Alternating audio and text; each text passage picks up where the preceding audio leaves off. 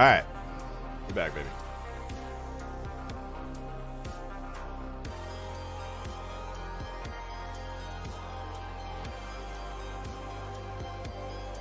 Oh man, still discussion.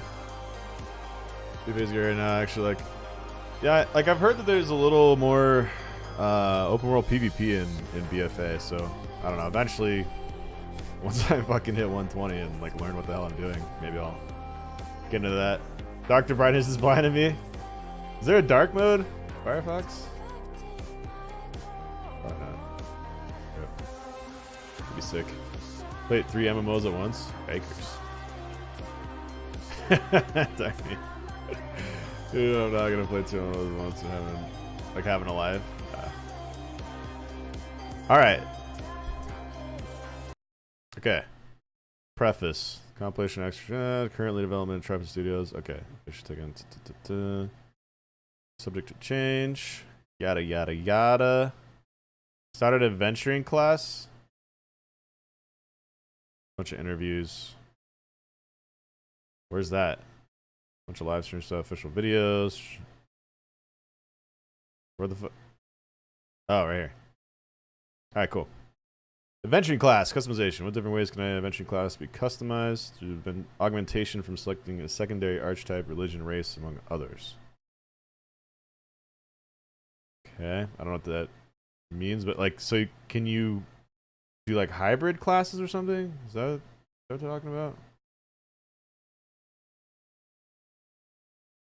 Can all classes use all weapons? Yes? Oh. That's interesting. I mean, certain classes will focus on weapons based on the build they want. Huh. Wait, we're documented by accident instead of the stream? Oh shit, dude.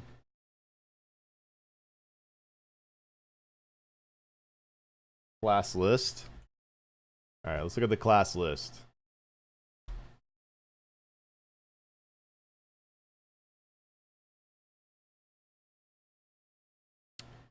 Like a mage and a rogue mixed together. Whoa. Can I be like a rogue cleric? One of my favorite memes, like it's the cat that bites you on the hand and then it like starts pawing the guy's hand, like healing him up. Rogue cleric, dude. It's like D&D, man. That's kind of sick. Jesus, wait. Fighter, wait. Oh shit, so it gives you, so if you hybrid the two, these, okay. Huh, so there's actually like a name for each one that's different, like a ranger fighter is a hunter. That's kind of cool. Ah, spell sword. Tell sword is a bard fighter. Where's a spell sword? Oh, I meant mage fighter. Okay. Yeah, that could be cool. I mean, this, you know, in theory, I definitely like this. Definitely like that in theory. That seems pretty fucking cool. Huh. Okay. Alright.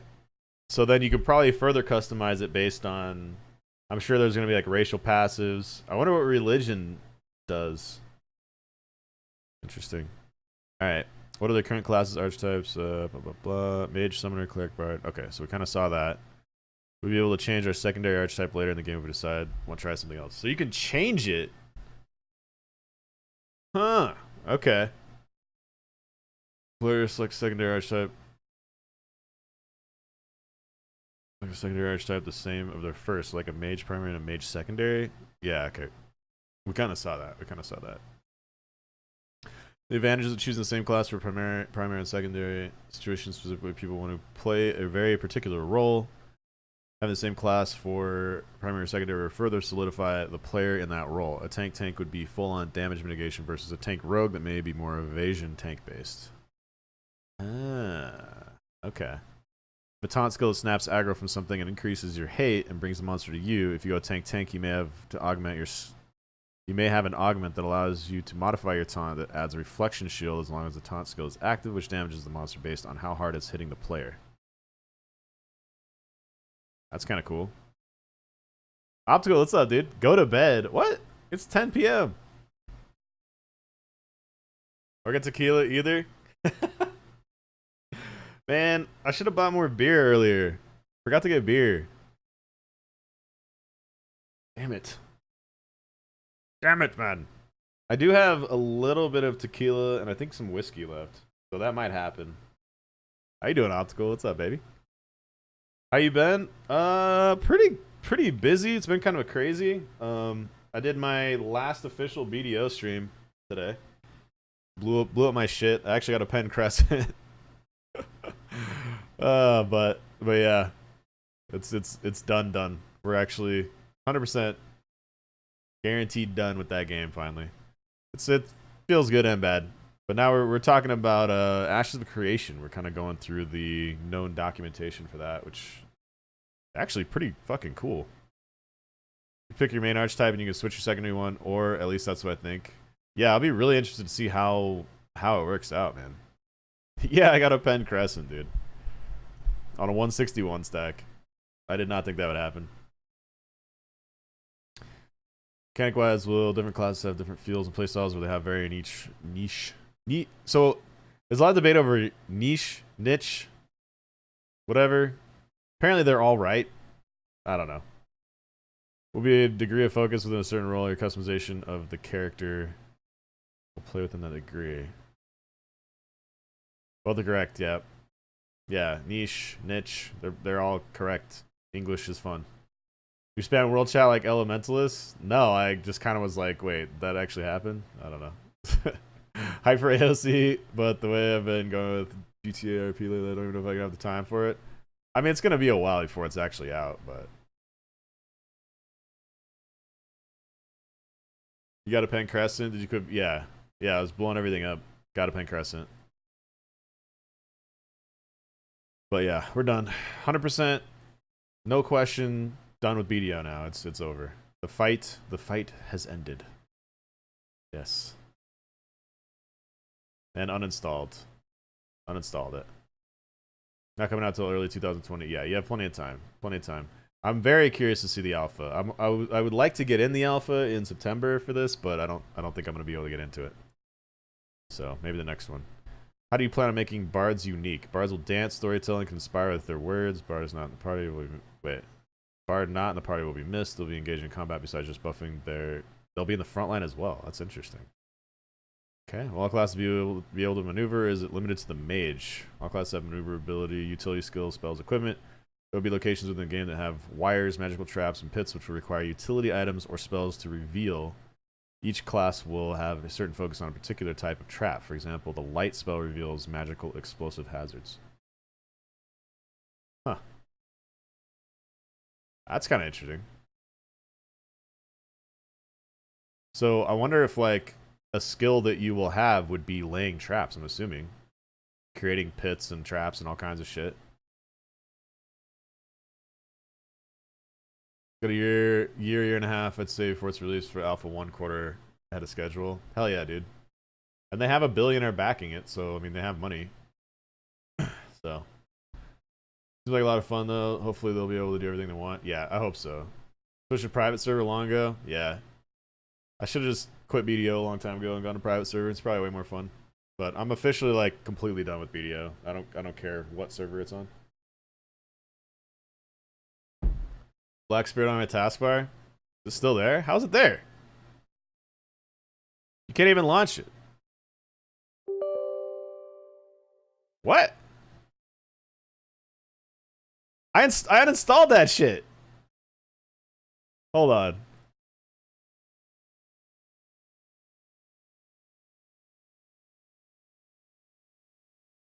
What? It's not even there. What the fuck, dude? Oh my god, alright. Yeah, it's not there. They won't even let you get out of there. Usually when you uninstall a program, like it goes to you know, it shows like a different icon, but alright, it's gone. Yeah, I have League installed.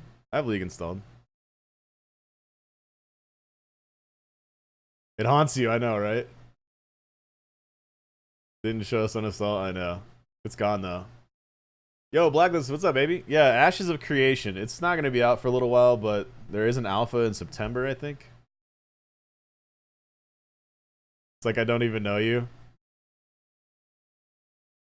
What do you got a problem with League? What are you, Dota player? Model caster placeholder in your comment video. I know I got that Asian MMO vibe from the entire thing from the models. It's gonna be clothing, even some of the spell effects. Not a placeholder, absolutely work in progress. Okay. Kind of creatures will summoners be able to summon. Summoners will reflect the summoner's race, and summoner skills will be available. Summoners choose to the look of their summons. Yes, just okay. So you can customize summons. That's cool. Shadow summons, like if you're summoning a rogue. Interesting. Interesting. I give it a go. Yeah. I mean, I don't know when I'll be able to actually play it, but we're curious. This is like the known documentation of the game so far, so we're just kind of going through that. It seems pretty cool. Did play LOL for a while, but then I swapped to Dota 2. All MOBAs are terrible. Yeah, I barely play League, but there's no way I'm spending the time to like learn Dota. When I tried it, it felt so fucking sluggish. I hate the turn speed thing, dude. It feels so slow. It feels so slow. Don't like it at all. Our player class management shows both vertical progression in the traditional leveling sense as well as horizontal skill customization platform. When players start the game, they'll be able to choose from 8 separate archetypes. Whatever. As the player progresses vertically with their primary class, they'll have the opportunity to add a second class. The second class will be chosen again from the 8 archetypes. Will follow more of a horizontal progression. The second class will allow the player to augment their primary skills from their main class with the effects of the secondary class. That's kind of cool. That's kind of like, so Lineage 2 back in the day, you could have a subclass, and at first you could just swap between your primary and your secondary class, and your character model would be basically the same, but you just had the skills from the secondary class. And then later they added some hybrid stuff between the primary and secondary classes. Actually, I think you could have like 4 subclasses, so you could actually like modify each class with the other classes that you had for subclasses. It was pretty cool. Fighter has a skill called Rush, allows them to rush towards the target, and upon reaching the target, deals X damage with the chance to knock the target down. If that fighter were to choose a mage as a secondary archetype spell sword, he would gain access to certain augments that he could apply to his primary skill tree. Let's use this rush skill as an example. As a spell sword, he could choose to apply a teleportation augment to the rush skill, which allowed him the skill to now teleport you to the target, eliminating the charge time on the skill. Each skill in the primary tree will have several augment options from your secondary tree.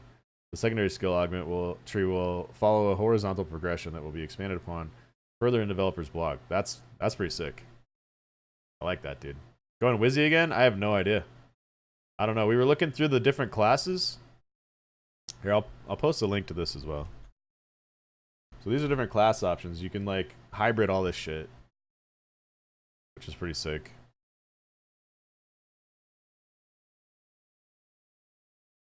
Yeah. Lost Ark when? Man, I'm trying not to get hyped for Lost Ark. It looks so cool, but it's another Korean thing, and I have so little faith in Korean launches in NA now.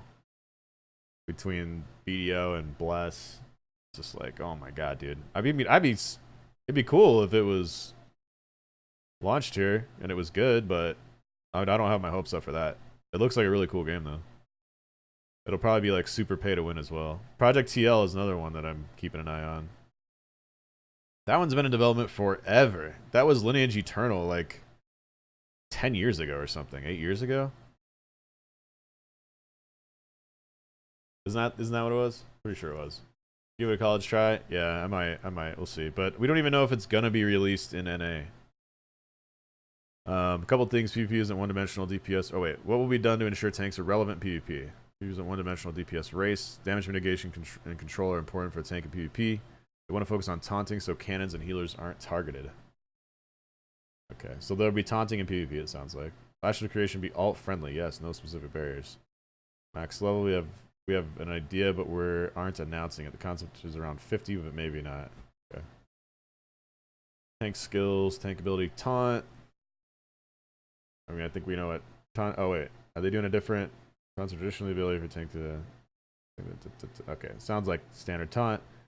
Wall. How the tank can be manipulate. The tank can manipulate the battlefield. The tank will slam his foot on the ground, and a wall will be constructed on, around, or in the direction he's facing. The wall, while it exists, will apply a conditional modifier to enemies that come within proximity to it, and will generate aggro back to the tank. Interesting. They have a pull or a lasso, spawn the wall, then pull a target into the wall. Target will hit the wall, fall down, and pull to the tank. What? That's sick, dude. What the hell? I wish it was a new Lineage 2, yeah. Yeah, man. Lineage 3 when? Ultimate ability, superhero leap. Deals damage and condition stun effects, perhaps a knockdown. Okay. You put the shield in the sky and offer aid to allies. Percent damage from the allies will be transferred to him. So, like, AoE damage mitigation. Like, your party gets damage mitigation. That's kind of cool. Ability skill, threat detection. You can determine within an area around him which will detect creatures around him as well as their aggro. Utility effects and skills not spammable will have cooldowns. Okay. Any PvP? Yeah, I'm pretty sure it's going to have, like, a decent amount of PvP. Claire, are we going through every class? We're on page 9, boys. There's 46 pages. Alright, cleric. Abilities, target spot heal, focus heal. Heal, hot. Okay, that's a hot. Balanced life. Cleric will lay down as a temple. Okay, that sounds like balanced life sounds like the D&D heal, where you balance all the HP between all the parties, or between your whole party. These in the temple have their life removed while allies have their life restored. Yeah, okay. Group balance life effect can take HP percentage of the party and balance them to metric that is equal. Averages party members' HP. Okay. Chain heal effect. Launch a lot of heal swords, then it will arc based on proximity to other nearby allies. Continue to jump to allies. When it jumps, it will deal burst damage to nearby enemies. So that's like, that sounds like a Nami, like the Nami water heal, right? Where it bounces all over. That's cool. Endow life, short duration buff that will resurrect following party member. If the party member dies while the buff is active, they can immediately resurrect. If party member dies without the buff, the cleric can cast it for the res. Huh. That's interesting. So that's kind of like Zillion, right? The Zillion ult in League. Ultimate ability. Any gameplay right now? No, there is a video. Yeah, I'm actually reading it. There is a video that kind of shows the action combat a little bit. I mean, it's definitely getting me hyped, actually. Permission to link. Do you have any mods that can give perms? A link to this? Sure, man.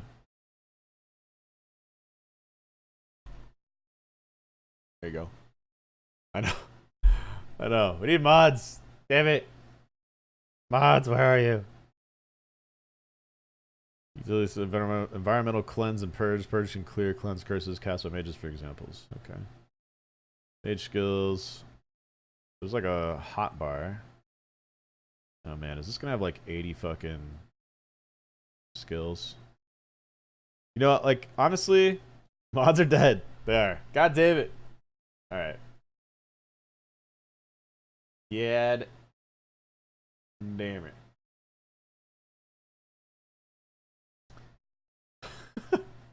Alright, who wanted mod you? No, dude. Out of here. Get out of here.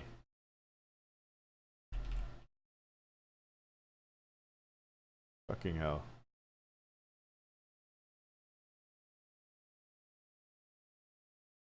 Goddamn I instead of L.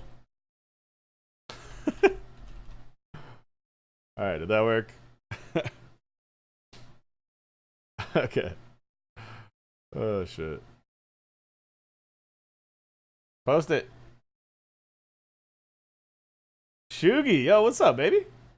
How you doing, man? So last night on the Ashes of Creation Oh, so this is... Oh, yeah. So this is that Lazy Peon video. All right, we can check that out in a bit.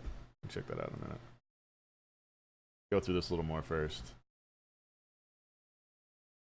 How you been, dude? Yeah, long time no see. It's been like a while. Shit, man. What you been up to? I don't think I've seen you streaming lately. Link perm if you click his name, by the way. Yeah, it doesn't pop up for me. I don't know. It doesn't do that for me. I don't know. Weird. Lazy Peon. I'm gonna try to see when it comes out. We should play together. Fuck yeah. I mean, it's gonna be a while, but I would love to get in the alpha, but I don't know if I'm gonna be able to. Probably won't be able to. So I haven't really been able to read through this shit until now. I just officially quit BDO, like did my final BDO stream today and blew up everything. So moving on. Moving on and moving up, baby. Is there a sign up? I think it's already closed. You had to pre-order like a while back, I think, or something to get in, but I don't know. Playing Overwatch? Ah, nice. Yeah, I've played Overwatch a couple times, but I'm probably gonna play WoW mostly for a bit, I think. Let's try that out. You just spend $75 for the lowest? Oh yeah, Jesus. Damn, dude. RuneScape when? What's up, Eeyore? How you doing, dude? So yeah, we're just going through all this. This looks pretty fucking cool, dude. Pretty fucking cool. Alright, so Mage, we got Fireball, Fast Cast, Target Spells. Okay, we got Fireball, we got Ice Prison. It's like a root. Okay. No damage on it though, just a CC. Interesting. Lightning Bolt. I would imagine when they're in the Ice Prison, they probably take reduced damage. I would think. Lightning Bolt, Resurrection strikes on the line. Okay. Self-teleport. Hell yeah, dude. I want like Rogue Mage could be cool. Like you teleport into melee, like while you're stealth, maybe. They're pretty sick. Mirror image. Okay, so you got a little... Oh, so it's an invasion thing, not like an actual mirror image. Earth eruptions, huge AoE earthquake. Line template from direction mage is facing will trip enemies and deal damage when it hits them. Okay. Tech magic will allow mages to see magically hidden points of interest in their point of view. Illusion spells, for example. Okay. Ranger, use a bow, blah, blah, blah. Waiting for air. Oh my god. Get out of here. Power shot. Alright, we got a snare. I'm kind of briefly go through. I'm not going to read every single thing here. There's a mark. Debuff stem does additional damage. Okay, dash. Okay. Repair shots, grab arrows out of quiver, slams them to the ground as long as the ranger stays with oh, okay. Double damage on the next 4 shots. Yikes. WoW 2? Never gonna happen, dude. Rain of arrows lays on. Okay. Interesting. Alright. Races. What are the playable races? There are 2 human races. There's only... Oh. Okay. 2 humans, 2 elven. Alright. Ella humans. Elves, 2 dwarven races. Oh shit. No gnomes? What is this?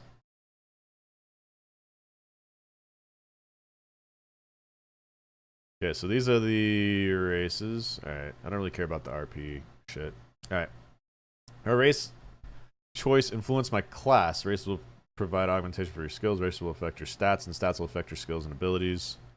Yada. Okay. Will allow you to apply augments to your primary archetype. Interesting. Race have a unique mount. Yes. Huh. Play as Lucaria? Probably. Is that would he be a dwarf? Is that how's the combat gonna be? Well, the combat's gonna be a combination of targeting method and positional mechanics that'll dictate and determine the abilities of skills to land the efficiency of those skills. Our hybrid system uses elements of tab targeting and position and movement. It also includes keystroke time frames as well as dodge and move mechanics. Combat will be fast paced. Okay. People consider tab target quite an outdated form of combat, and that a fluid action-based combat is better direction for games to go in. What's your thoughts on the current combat system? In regards to tab targeting, while our combat system is not completely fleshed out, I consider tab targeting will involve positioning and mobility, and we'll have more in-depth blogs in the system as our development progresses. Yeah, that action combat video looked like really not a lot of tab targeting, if any tab targeting. Will animation canceling be used in combat? This is not a fighting game. If your ability is available, you can use it. You're not locked into animations for the most part. Oh. Huh. So, yeah, okay. So you pretty much, it sounds like you can animation cancel just about anything. That I like. There's no like 3-second animations for abilities. Our dodges in an iframe or no, lead designer would answer this more specifically, but our dodge movement mechanics are going to include templated skills and positioning. If you're not under a template as a progressive, you're not going to be hit. Dodge will allow your character to move from that template. Okay. Mage animation canceling. Yeah, that'd be sick. So I think there's going to be some kind of tab targeting-ish stuff, but I don't think it's going to, like, I don't think it's actually tab targeting. It sounded like, we'll have to watch that video again, the action combat video. We'll watch that in a little bit. But it sounded like it's kind of a hybrid, maybe. I'm not really sure yet. Fastest PA 3 years later. Okay, it's Aboy. Yeah, exactly. Some of like the lawn animations are so long. It's like, what? Weapons, will they be used during abilities, or will you actually be able to attack with a sword? I'm going to have an auto attack mechanic, however, there will be skills that will use your weapon and will be low cooldown skills. So you'll be able to attack with your weapon at the same time as you use skills with them. Interesting. It's a piece of cake to bake a pretty cake. Interesting. The way is hazy. You gotta do the cooking by the book. You know you can't be lazy. Never use a messy recipe. The cake will end up crazy if you do the cooking by the book. Cedric. Then you'll have Fix my announcements, fool. Yo, Cedric, thank you for the 15 months, dude. Resub. Let's go, baby. Thank you for the continued support, homie. Good to see you. Good to see you, man. Fix my announcement. Wait, what announcement? What are you talking about? What are you talking about? Will combat be more in-depth than just left-clicking? I think we're going more towards fluid chain attacks when using your weapons, so you have the ability to combo at a higher damage DPS or something, but it'll be similar to, as you said, right-clicking and stuff. You will have key interruptions that will allow you to combo and stuff. A lot of stuff going on there. So there's going to be a lot of stuff, guys, in the combat. I don't really know what that means. Had AFK a bit. Thoughts so far? Pretty hype, dude. We'll see. I'm curious to see how it's actually going to be implemented, because, you know, I don't know. I want to see how it actually plays. But the thing that's nice is it sounds like they actually give a fuck about the community. Like they have a Discord where you can talk to the devs. Shit like that. How are death animations going to look? Fireball used today in the mage's life video left a corpse in this demonic bunny in the pile of fire, and his body exploded with blood and went everywhere. It's caught a bit off guard. It's entirely possible death animations of a person monster to be situational, depending on the method elements of the final strike. What?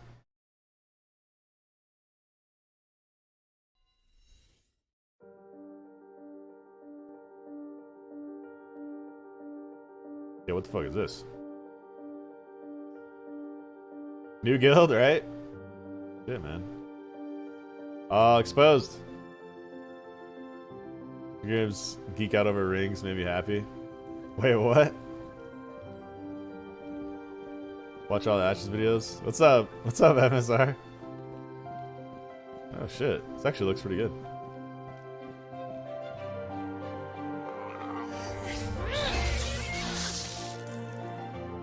Huh.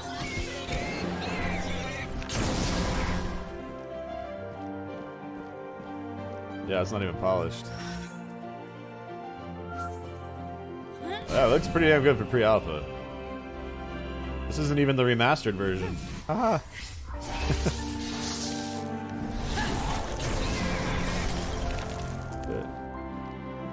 Upper body only combat animations, yeah. I'm sure they'll change some of that. I don't know. We'll see. Well, she dipped down, you know. She dipped down, dude. At least 80% brighter, exactly, dude.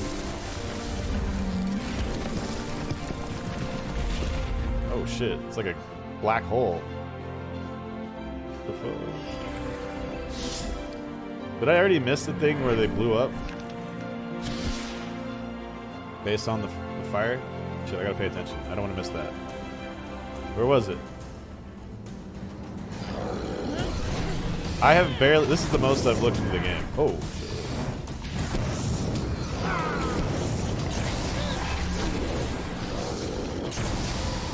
So is she in a party with these other guys? Oh! Dear God. Fly ability? Fuck yeah, dude. Oh, what's... Uh-oh.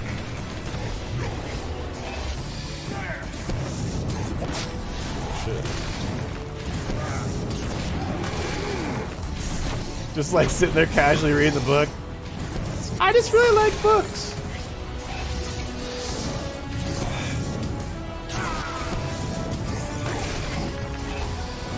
Just got the book out, dude. Memorize your skills, bitch. The hell? Okay, I didn't see what they were talking about.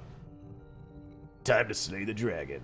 With 69,000%. Let's 6,900. Yeah, exactly. Lens flare. Okay, wait. What were they? They were saying fireball used to the images left the corpse of this demonic bunny in a pile of fire, and then its body exploded and blood went everywhere. I didn't see that part. Demonic bunny blew up. I'm assuming it was like in the cave here. Was it like this part? Was that the start? Really? Shit. I was not paying attention.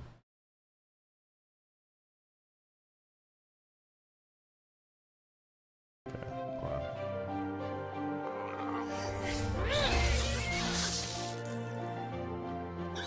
Oh.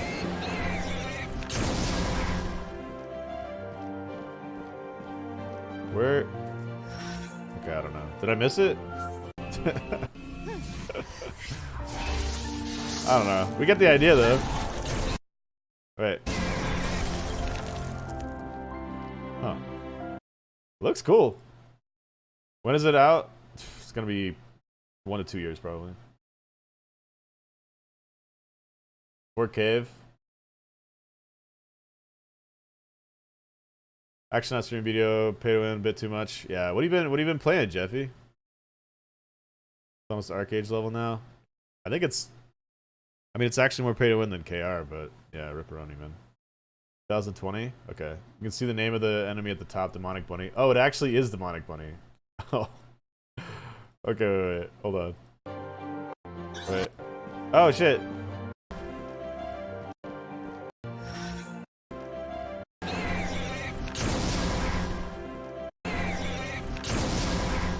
I didn't see the explosion, though. What? Maybe that's it. Oh, right there where it blew up. Maybe that's what he's talking about. I don't know. Still playing Beto, just not proud of it? Ah, oh, Jesus. Dude, stop taking the heroin, you know? Stop injecting the needle, bro. Yikes. Yikes. Come play WoW or something, seriously. You'll probably enjoy it a lot more. Will there be collisions between players? Yes, there will be mechanic that prevents blocking and spell collision. Okay. Dude, what would be sick is like if you had spells flying at each other and they could hit midair and like stop each other. That'd be sick. Tap the pen, Layden. Yeah, I tapped mine too, man. Are you planning on limited set of abilities where players have to choose what's active at any given time, or will players have action bars with many active abilities as in games like WoW and SWTOR? We don't want our players to be flooded with bars filled with abilities and skills they rarely use, thank God.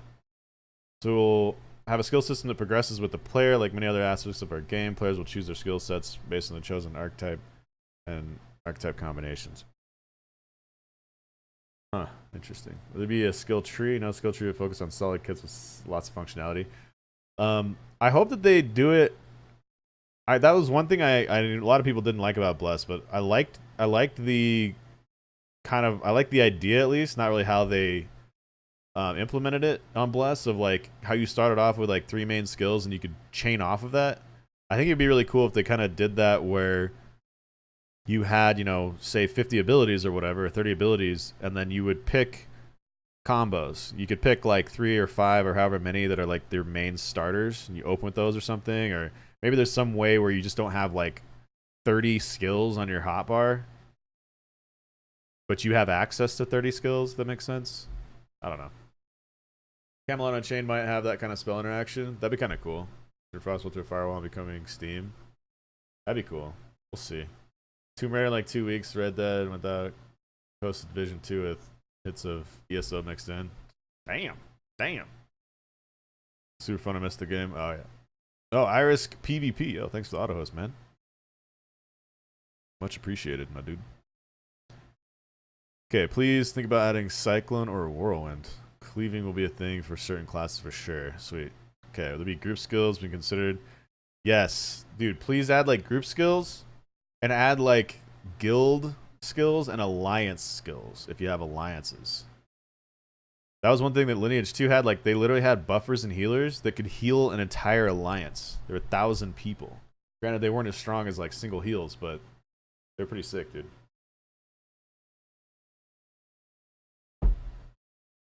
Luggage Camelot had that system. Combos back attack. Oh, that's cool. Fuck yeah, man. We had blessed combos, but a spell book there. We would slot spells wherever we wanted. Yeah, yeah. That'd be sick, man. Create your own skill chains would be so cool. Their crafting system in AOC, how will it work, and how there's definitely going to be in-depth and crucial crafting system in the game. Personally, I've always felt that crafting should be a serious commitment, and because of that, it should be seriously rewarding. Our crafting system is built in the class progression, which players can choose to level concurrently with their primary adventuring class. As you progress in this artisan class, you'll have 3 distinct trees you can progress in: gathering, processing, or crafting. Artisan will choose which path he will progress in, or he can spread out his progress to be efficient in all 3 trees of artisanship. True masters will be dedicated to one of the 3. Because of the amount of time and effort required to become a skilled artisan, these players will undoubtedly exert a strong influence over the in-game economy. That'd be kind of cool. There you go, Jeffy. Boom. It's all you, baby. It's all you, baby.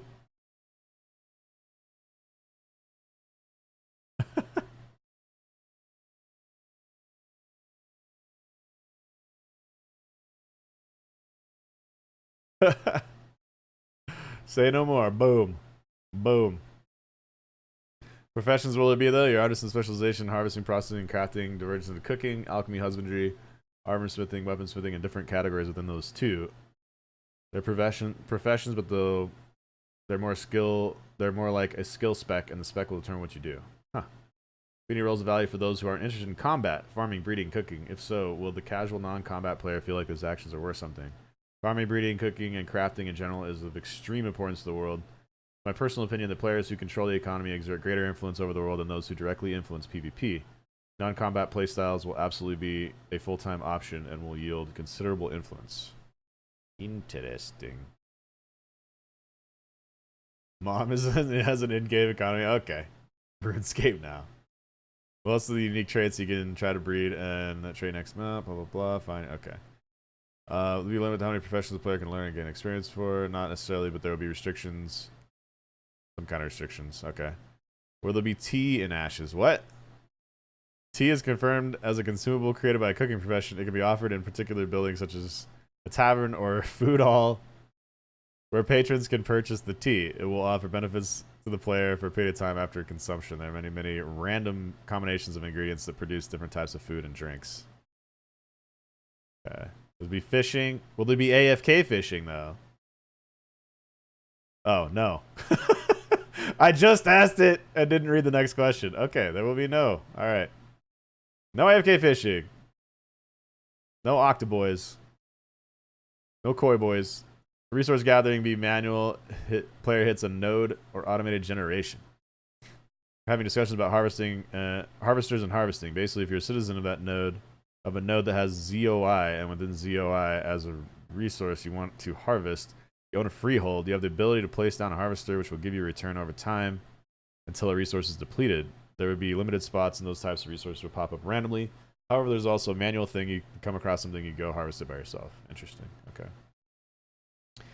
Before we get into more of the non-combat shit, should we watch the little action combat clip? Like, I'm just gonna skip to where. Yeah. Okay. So like the beginning of it. To see the action part of the game's combat system.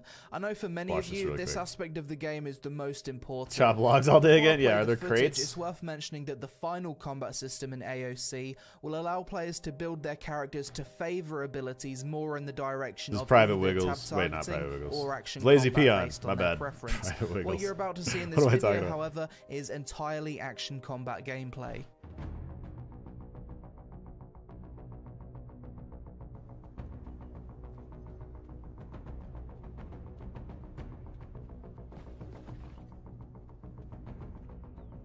I think this video, yeah, I will in a second here. Going straight up stealth there. They definitely need. I mean, this is version 1 of the combat, so it needs work.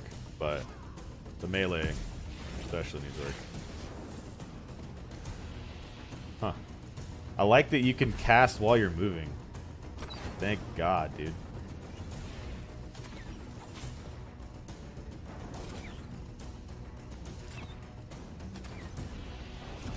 Dude, like, maybe it's just the angle, but it reminds me of Warframe, kind of, in that respect. Cyberpunk 2077.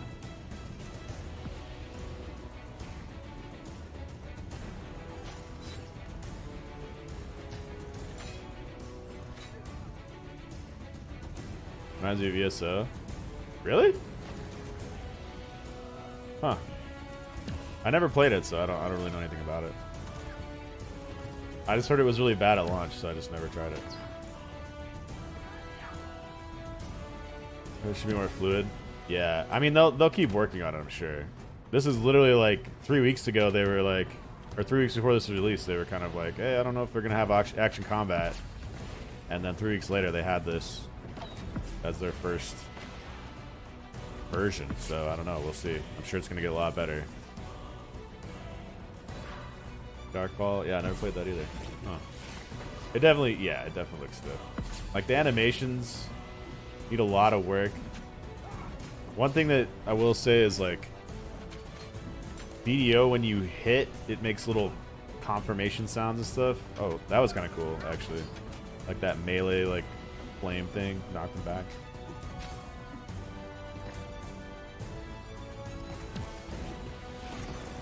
So they probably need to add some of that where it's like, you know, especially if you crit, like it makes a different sound.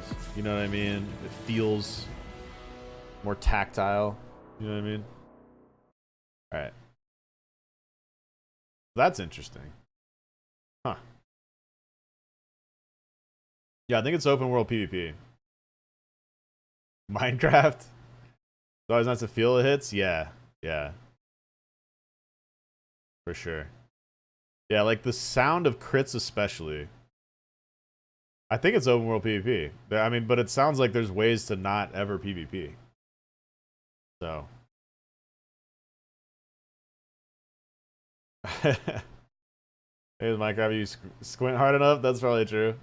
So here you go. Crafting. Okay, so crafting drives the economy. Crafting first. Harvest resources needed. Then you need to process the resources using processing plant found on freehold. On a freehold, the crafter can then use the recipe within the ZOI, I don't know, whatever that is, of a node and create an item. There will be different degrees of item sync to prevent the crafting materials being more valuable than the item. Decay, salvaging, and deconstruction are an example of that. Overenchanting may destroy an item. Economic supply and demand will also play a role in the value of items versus materials. Crafting items will be some of the best gear. Crafted items will be some of the best gear to have. Besides world boss drops, crafters will create most of the best in slot items. Huh. Interesting. So world PvP, but there's a mechanic in place to keep people from spawn camping, mass killing. Okay, okay. Yeah, but I mean, it sounded like earlier that there was stuff in the game to make it so you don't even have to, like, fight at all if you don't want. Crafters' names appear in the items they craft. Probably kill your item database, yeah. Yes, crafter names will appear on the items they craft. So that's like, that's kind of cool because you kind of like build up a rep as a crafter. Huh. That's interesting. I wonder if people can like offer you more money for shit or something based on how good of a crafter you are. That was one thing, like, in Lineage 2 as well, was dwarves were the only ones that could craft certain items. So you had certain people that you just knew were like, oh, this guy has this, he farmed out this recipe, and he can craft this bow, but there's like one person that can craft this bow or something, and I mean, this was a long time ago, but that was kind of cool.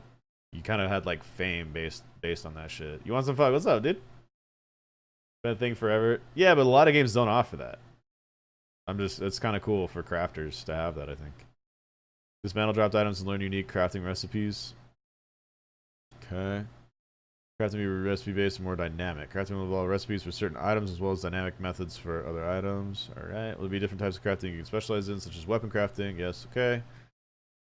Leveling your crafting class work. Are we going to make me advancing and making cool items the whole way up, or repetitive dagger crafting? Not repetitive. Interesting. What about custom skins when crafting? Custom skins, yes. There will be possibility for crafters to create custom looking items, not just stats.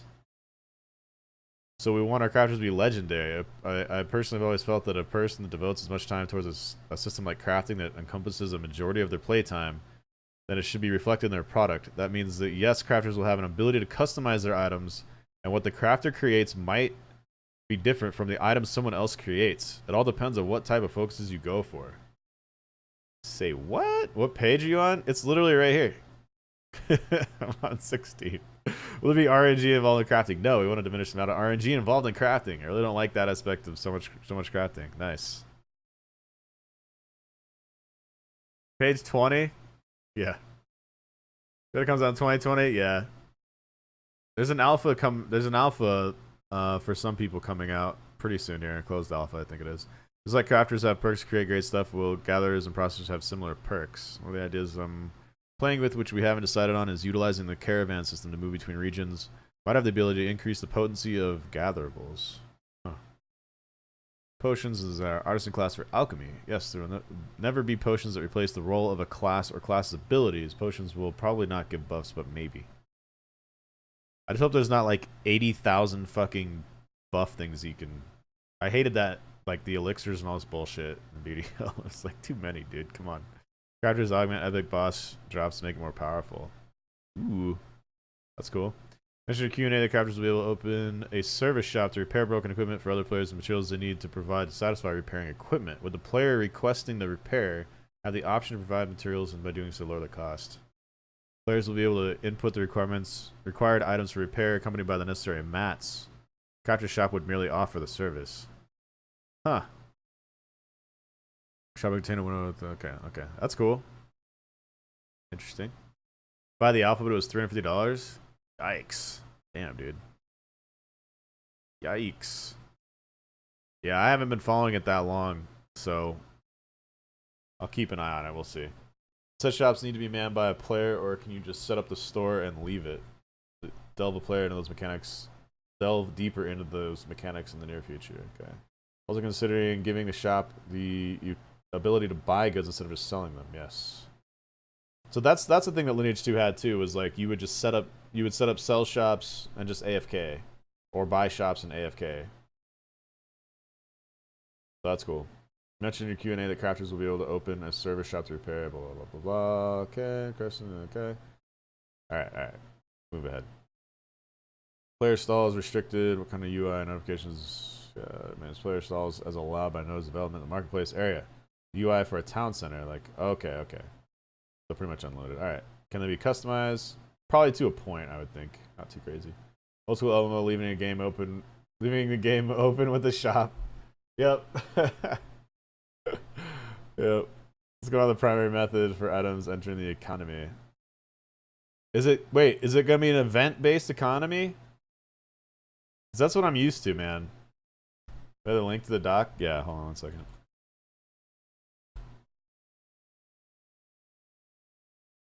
But I have to get my own gear? I don't just have to log in every day and then just get random shit? Great. Your craft will be epicenter of our item economy. However, those crafters, in order to create epic gear, depend on the bosses that arise from the story to be defeated. Especially, we want players to focus their time and effort on crafting to be indispensable in their projected trade. Okay. That's cool. Alright. Give us more information on the trading system. What makes this system so unique? Our trading system is the first of its kind in any MMO.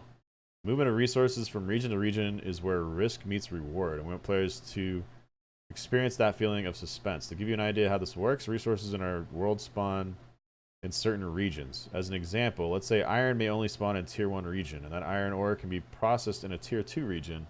Players have very limited carry capacities for resources and will rely on our caravan system to transport goods from region to region. Caravans are spawned in villages, stage 3 nodes, or above, and can be sent to other villages, village stages, nodes, or above. Caravans of PvP. If the caravan reaches its destination, the defenders will reap a reward, and the owner will have transported his goods for processing and sale. The system will create pocket economies in certain regions that depend on activity of bandits or guilds to defend the trade routes between. So you have to, like, you can defend and attack trade routes. That's cool. Hell yeah, dude. One through the dock. I know. Jesus. What else? How much stuff is in here? Yeah, that's pretty sick, man. That's actually pretty sick. Been like an hour? Has it really? Jesus. Okay. There'll be a labor system used in Ashes. No, we're employing other methods of throttling that will not include energy and labor mechanics. Thank God. Okay. Show general details on social systems. Sounds tight? Yeah, dude. Sounds really fucking tight. Like, you hire... So in your guild, you want, like, good PvPers... And then you want to have, like, master craftsmen in your guild as well, so that you can steal shit or protect shit, and then feed it all to your master crafters, and they just, like, pump out gear for your guild. Defending the gold miners, it totally does, dude. Totally does, man. 100%. Share general details on social systems. Okay, social organizations, as we've introduced them with the stretch goals, are an in-depth way for players to interact with the world around them in different fashion. There will be different organizations. Organizations will have their own goals and objectives in the world. Participation may include rewards, titles, and more.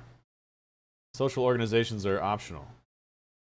Thieves Guild may revolve around recurring or securing a rare object to advance your place in that organization. You can only place your oath of loyalty to one organization at a time and may lose progress if you change allegiances. Huh. Interesting. I think you should try ESO for the time being. I feel like it has everything in guild crafters and action combat. Could link you to PvP montage. Yeah, Jinx, in are you in my Discord, dude? Join my Discord. Post some info for ESO. Post some info in there. I'm curious. Just camping bushes, hijacking caravans, dude. I feel you. I feel you on that, bro.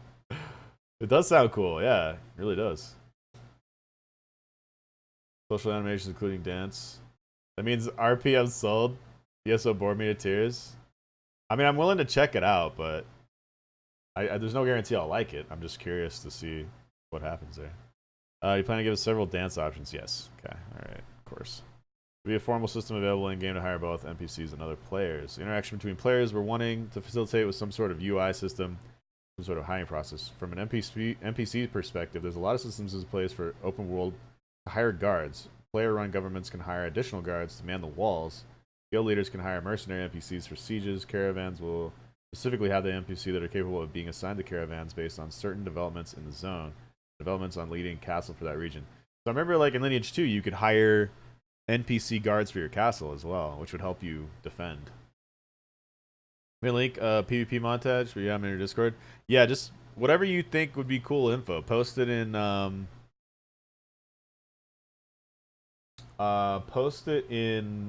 you'll see like game info on the left. You'll see random games. Post it in there probably, and I'll take a look.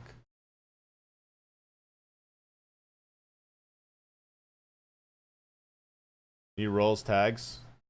Wait, do you not have? Wait, really? Did my bot not give you the role?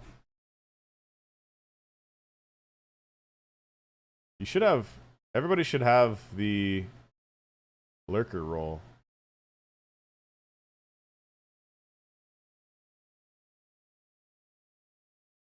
Huh? Is AOC weeb art style?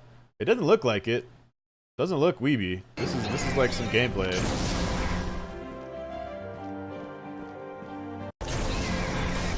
That does not look weeby.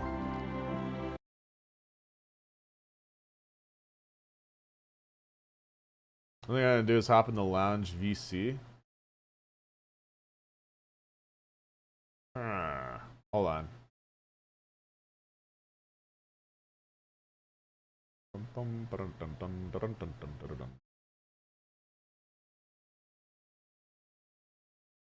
Do you not have any role? What the fuck? Okay, hold on a second. Members. What's your name? What's your name in Discord?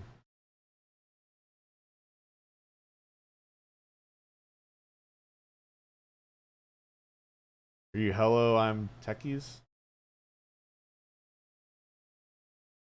One person I saw without roll.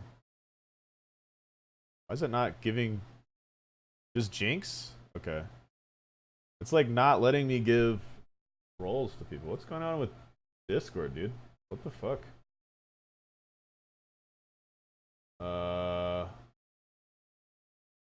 That's fucking weird.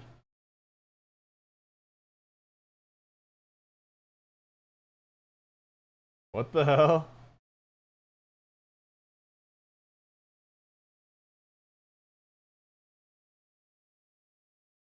Okay, hold on. Sorry guys, give me 1 second. My bot's like tripping or something.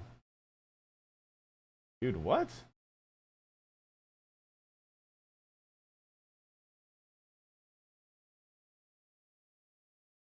I don't even see you. All right, let me restart my Discord. My Discord's been weird lately. I don't know what's going on. Like the clothing physics too. Yeah, it looks pretty cool. Been ESO for a bit now. I'm enjoying it so far. Manning a stam might play, but stam player is fun too. Nice. Okay. Okay, my Discord is tripping. Dude, what the fuck? Why does it... This is so weird.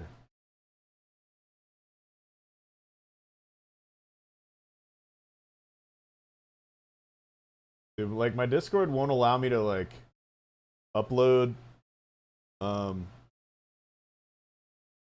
videos either. Or files at all.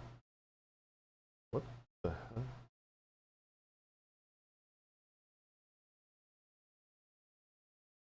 What the hell? Now I don't even see you. Wait, okay, you have it. You have the lurker roll now. Okay, you're good. You're good. You're good. I don't know. That was really strange. Okay, sorry about that, guys. Would be legendary items and answer to playing yes. Fuck yeah, dude.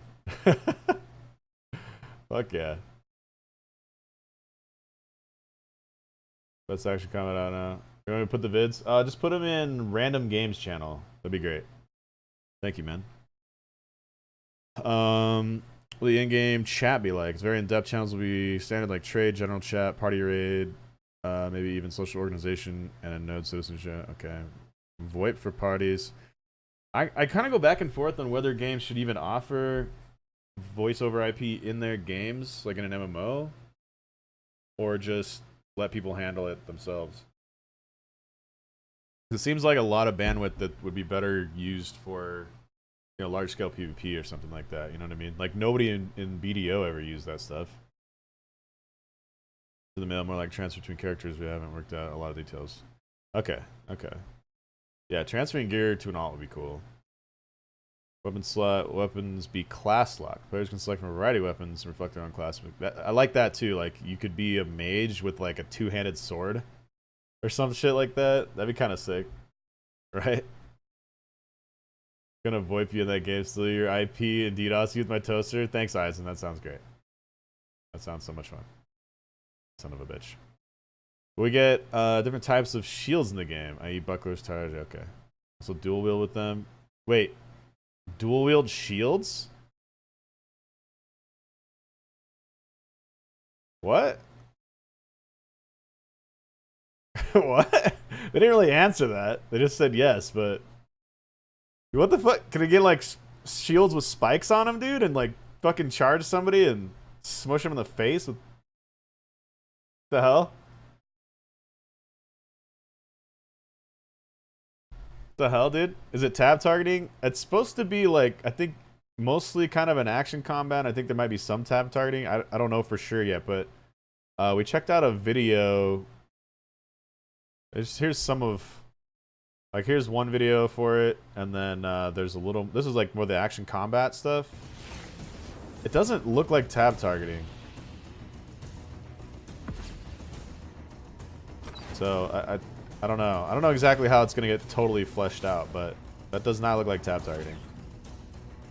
So, we'll see. Try it out? Yeah. Yeah. It's going to be a while before it's like out, but it looks pretty cool. Putting more exotic type weapons in the game, trying out pole arms, crossbows. Yes. Nice, nice. Be size in the game. Nice.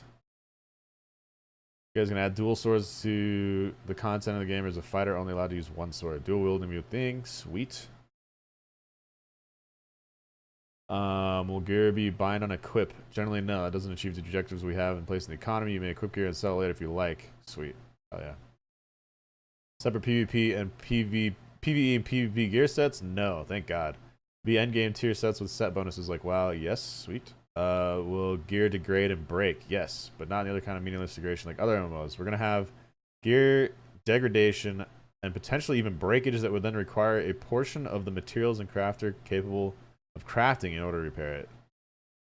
I hope they don't get too fixated on some realism and in-depth shit to make repairing like this huge tedious thing.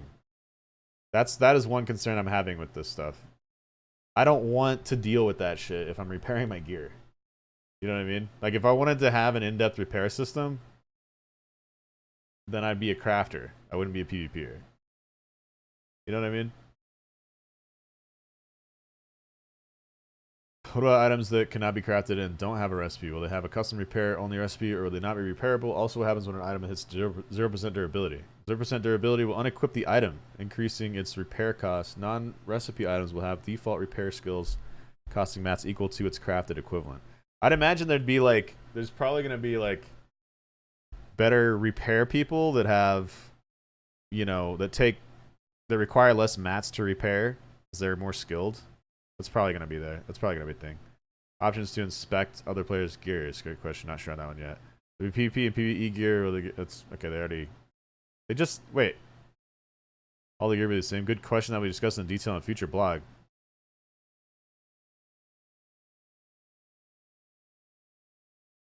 Just said no.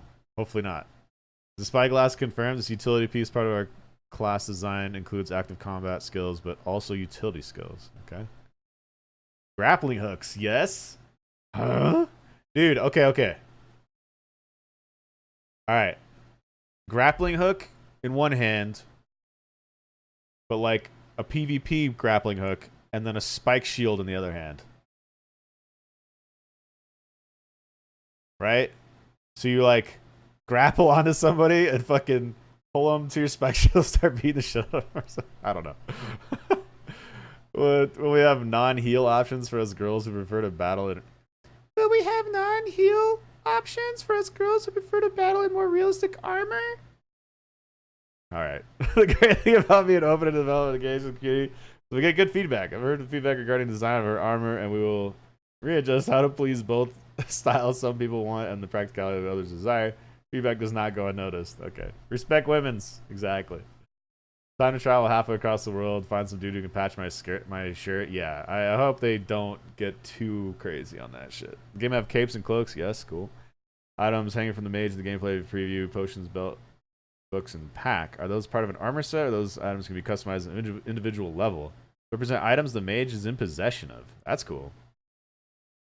They automatically, dynamically change based on what's in the mage's inventory. Players can set the appearance priority on their belt items which they wish to show. That's pretty sick. There'd be a game trends mog, so if you like a piece of gear you have, you can just change it to look like that instead of buy full cost from the marketplace. People will be able to make their own unique looking sets of gear so they can be separate and different from everything else. We're leaning yes in that direction. Okay, cool. V Guild Wars allows PvP for between the two. This is the part we want. PvP, baby. Two warring guilds members without penalties. Yes, but not standard GVGs. We're thinking of including objectives or locations or items guilds may own as victory and surrender conditions. Poggers, dude. What the hell?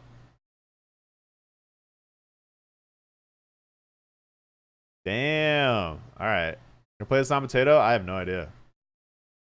So you could do like a GVG and then make like set up a win condition or something maybe? For who wins the war? Is that how that would... That'd be pretty sick. Like guild houses or something, or like resource nodes. You could like declare war over resource node. Wager plots of land, yeah.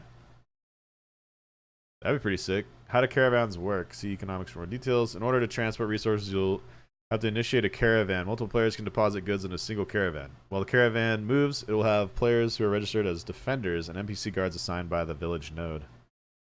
The zone around this caravan will prompt players nearby with a window that asks if they wish to defend, attack, or ignore the caravan. If the caravan reaches its destination, the owner of the caravan reaps the reward, and all who added resources to the caravan will have successfully transported goods for processing and sale. If the bandits succeed at destroying the caravan, however, then the wreckage will appear only lootable by players who registered an attack. That's cool. The wagon tax? That'd be like the wagon car, right? The tax wagon or whatever. Could be, but it's like all the time, I guess. I don't know. How will you prevent mass guilds from camping these trade routes solely to attack and plunder caravans? Also, how will you prevent mass guilds from securing these routes without trouble because of their size? Caravan system is designed to be initiated by the player, which means information of the caravan's launch time and route should be a closely guarded secret. Routes will also be diverse, and the world is large, so it might behoove you to scout a route instead before a launch. Fast travel in our game is also limited, which means unless a guild had knowledge of your plans beforehand, it's likely that they will be unable to organize and travel to a location. As far as mass guilds securing trade routes, there's always a bigger fish in the pond. Also, caravans will have limitations. There's always a big fish. There's always the biggest fish. What are you talking about? Also, caravans will have limitations on carry capacity and launch windows that will segment multiple caravans by several minutes, which would space out the caravans, making it difficult to zerg a defense. Huh. Be interesting. So you really have to coordinate. You actually like really have to coordinate all that shit. That's kind of cool. Sounds like a bunch of stuff. I do like this trade route thing. It sounds cool for Guilds of Drama. Yeah.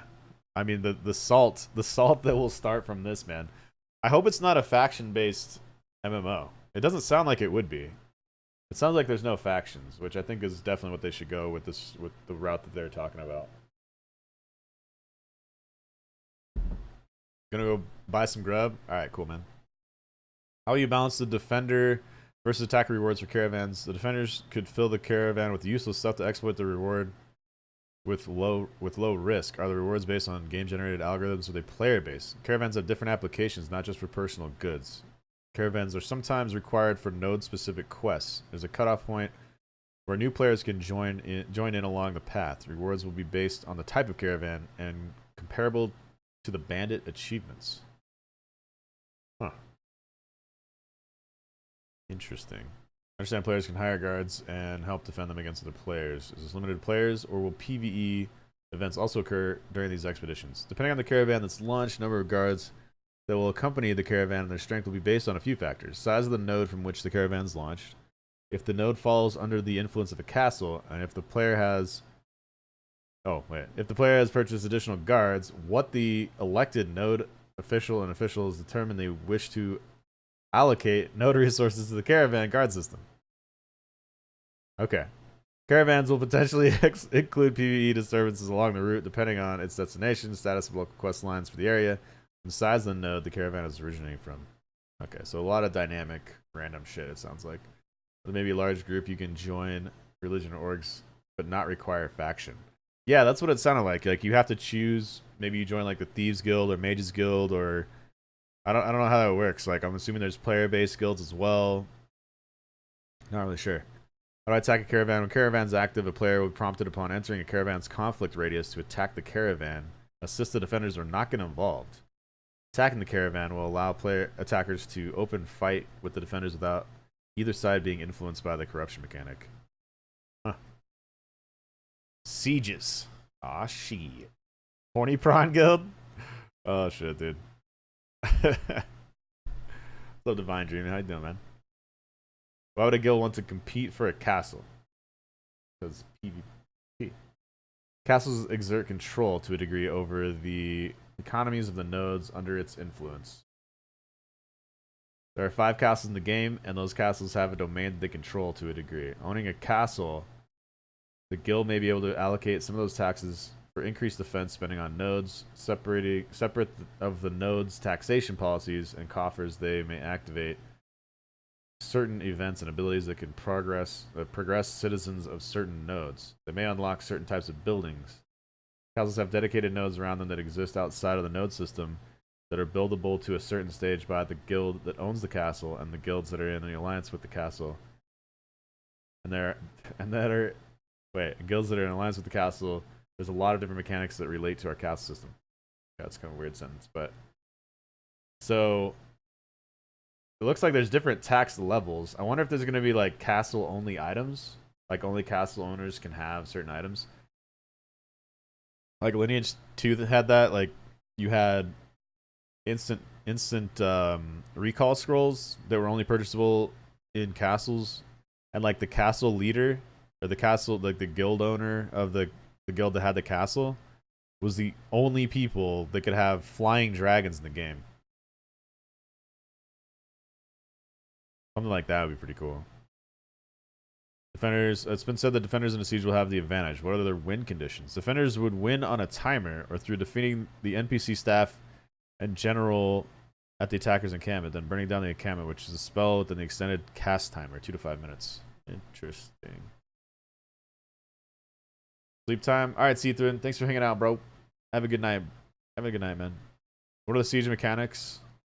Node sieges follow very specific mechanics. For example, a guild may use a difficult to get quest item or declare siege against a node at stage 3 or above. The siege is declared. There's a declaration period. This period is longer for higher stage nodes. During this period, all trade to and from the node is frozen. The player government of the node is now capable of spending the node taxes on defense for the node. When the siege begins, there will be objectives for the attackers to secure in order to increase the defenders' respawn time. Ultimately, the apex of the battle will rely on the attackers securing the town center and removing the town's flag while then raising their own. Each node has a number of districts, depending on its stage. Each district has an objective that attackers can attempt to take control over. When an attacker takes over a district, they gain that district as a respawn location for attackers. They also increase the respawn for defenders for each district that is taken. Districts are taken by defeating raid boss, guard NPC in that district. So it sounds like it's not as simple as like, here's the like, it sounds like you actually have to defeat little areas. It's not just like, here's our base, here's your base, who wins? That's cool. I hope they don't bite off more than they can chew in the actual development of the game. You know what I mean? It sounds really cool, but if it's too complicated and they're not able to actually pull it off, you know, I don't know. That's hopefully we'll see. We'll see.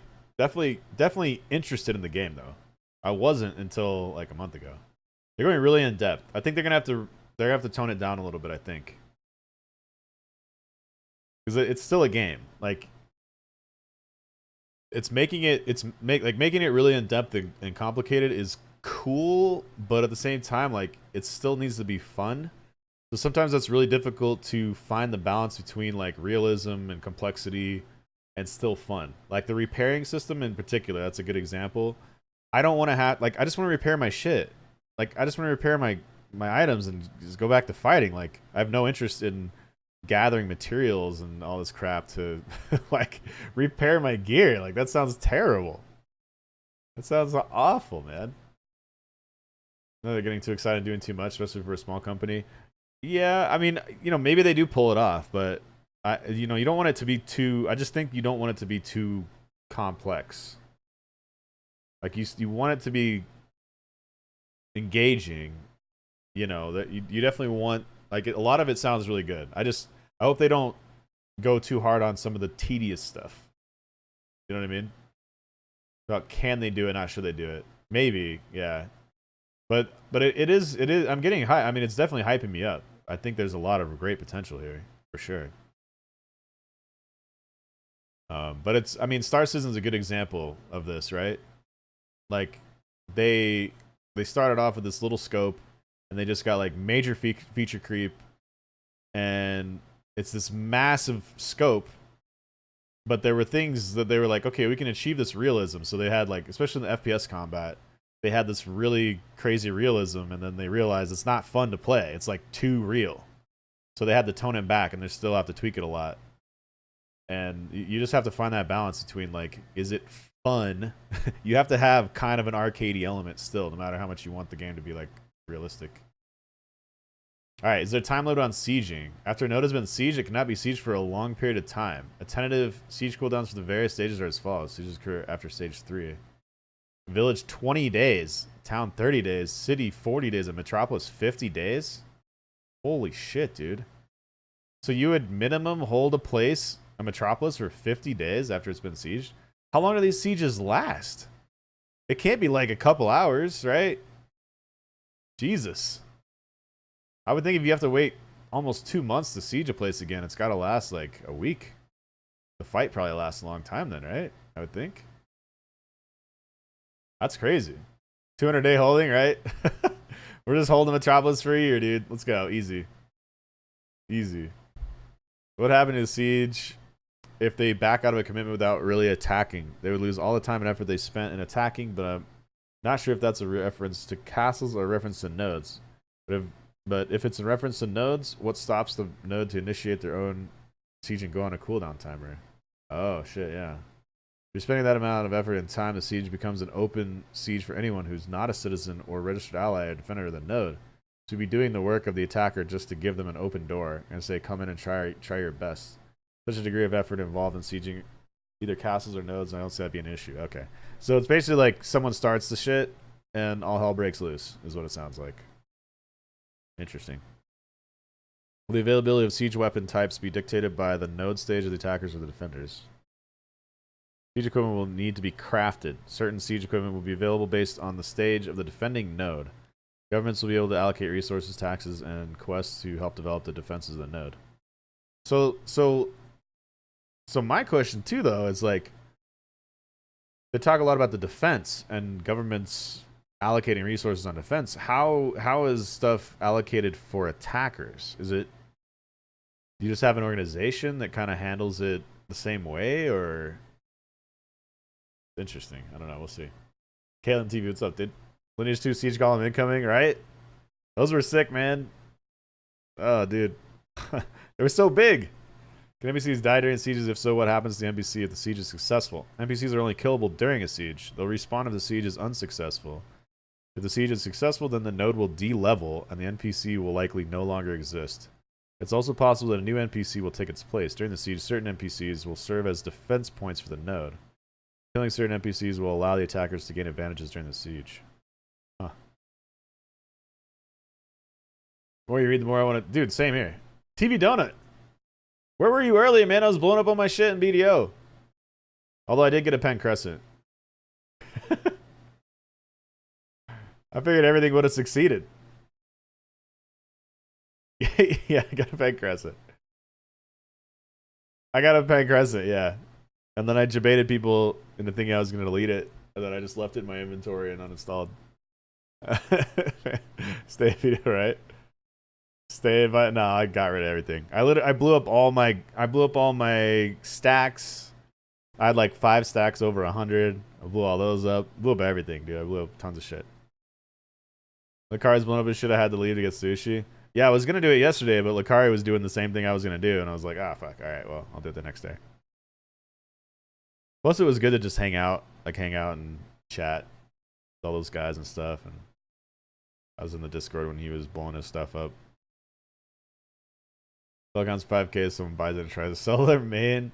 I don't know. Wouldn't feel right having somebody else play my account. I don't know, man.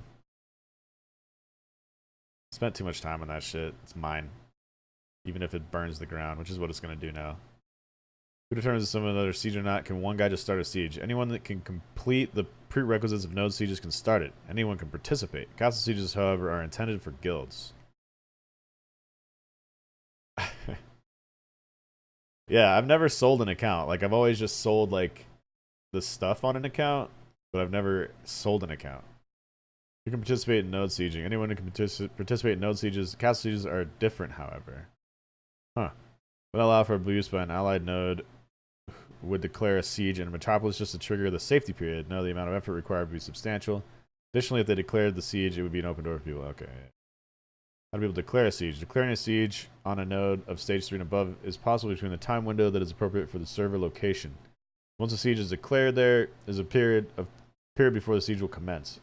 The time of this declaration period is determined by the size of a node. Ah, okay. So there's like a prep period. So they're not really answering how long those sieges could take. I mean, it could take a month, could take a week. I mean, I don't know. Anyone can participate. Yeah, that's kind of crazy. And it sounds like anyone can participate on either side of it. Can't sell my account because I'm a Steam pleb. Oh shit, Ripperoni, dude. Still playing BDO. Ain't nothing else out. Gonna play BDO till MMOs come out in a couple years. Looking at Camel on Chain.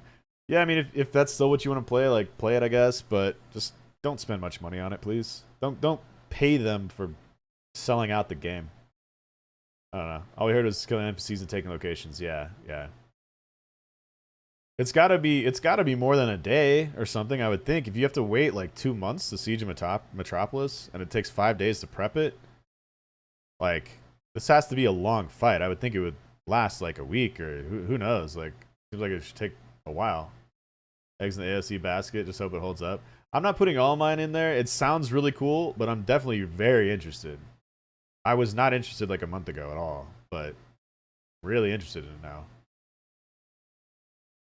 I hope they pull it off. Alright, 265 ain't spending money. Alright, good. Need better PC to play AOC? Probably. Alpha comes out in September. Yeah, it's like a closed alpha. I think it's already filled up. I'll still try to get in it. I think it would be really cool to play it, but we'll see. I got everything I need. Ain't gonna spend money. Good. Yeah. Don't do it. Going to be this realistic, I imagine, be over days. Yeah, I would think at least several days. I mean, it could be a week, could be 2 weeks. I mean, who knows? PoE League right now, shit's fun. I haven't played it since launch, man. I was tempted though, but I just started kind of playing WoW, and so I don't know.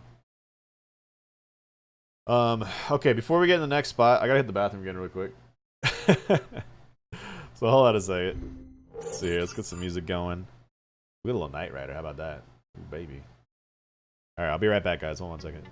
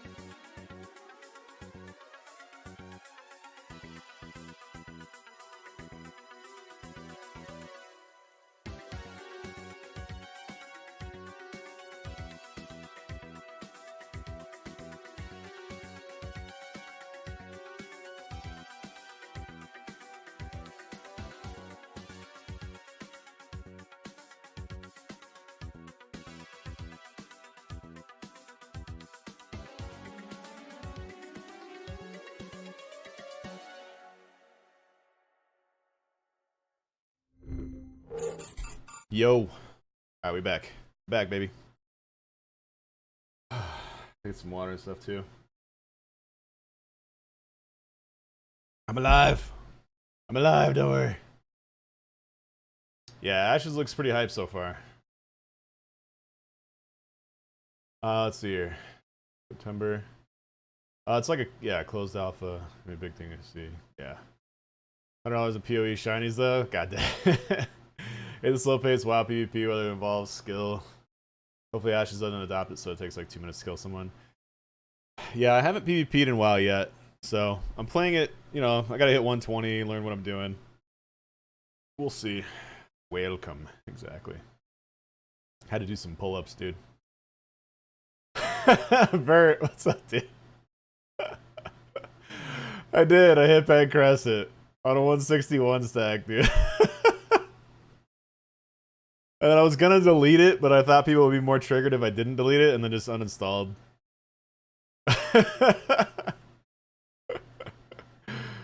Oh man. Congrats on 280, was it 282 AP?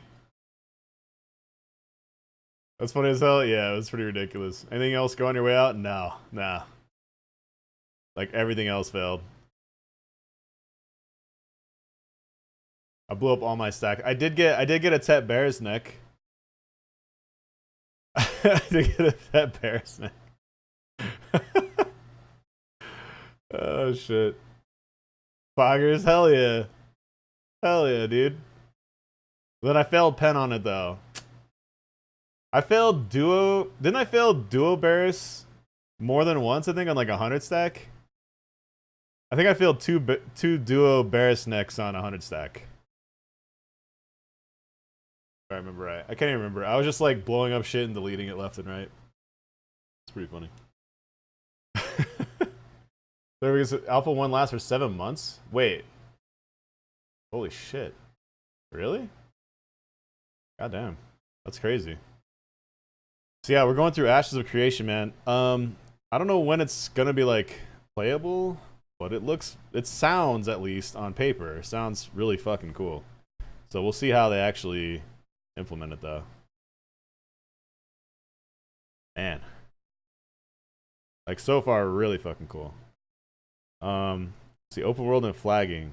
I'll be able to mess around, flag on a guild member like in some MMOs where they'll be immune to all AoEs and targeted effects, even if trying to purposely attack them. Currently, our flagging system has several lockouts. People who you may not flag on sort of follows a simple affiliation progression in the system. Party member, raid member, guild member, alliance member. If any of these 4 affiliations are present, then the player may not flag on the target. Damn. Damn it. You got the $250 pack? Did you really? Jesus. I'm gonna spend at least not on the pay to win, am I right? Yeah. Dude, that's like 1 pen attempt. Come on. You could have had no fail stacks. Oh shit. You know, that's one thing that would be fun. That was one thing, like Lineage 2, you could kill your own guild members and alliance members. You could just PK each other. And it was funny, first of all, but then there was also ways of utilizing that to kind of like work off. So if you had a friend that was in your guild, you know, you could go red and then they could kill you until your karma was gone, so you didn't drop all your shit on the ground. Alright, what type of flagging system will we use for PvP? Let's see what the visualization looks like. Non-combatant green. Whoa, what? What was your combat status? Corrupt red. Oh, so it's kind of like, okay, so this is like BDO's like purple and red. So purple is like you're flagged. So if someone attacks you back, then you're both purple and it's free for all. But if you just PK somebody, then you go red. For a sandbox, true sandbox, I don't think this game is going to be hardcore as Lineage or Ultimate. Yeah, probably not. I think that pick, this one, sure.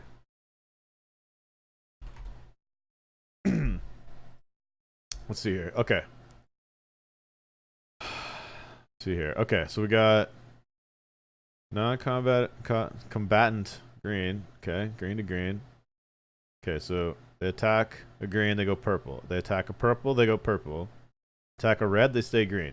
Okay, yeah, that sounds about. That's just like Lineage 2. Purple attacks green. Go red. Purple, purple, purple. Okay. Purple attacks red. Wait.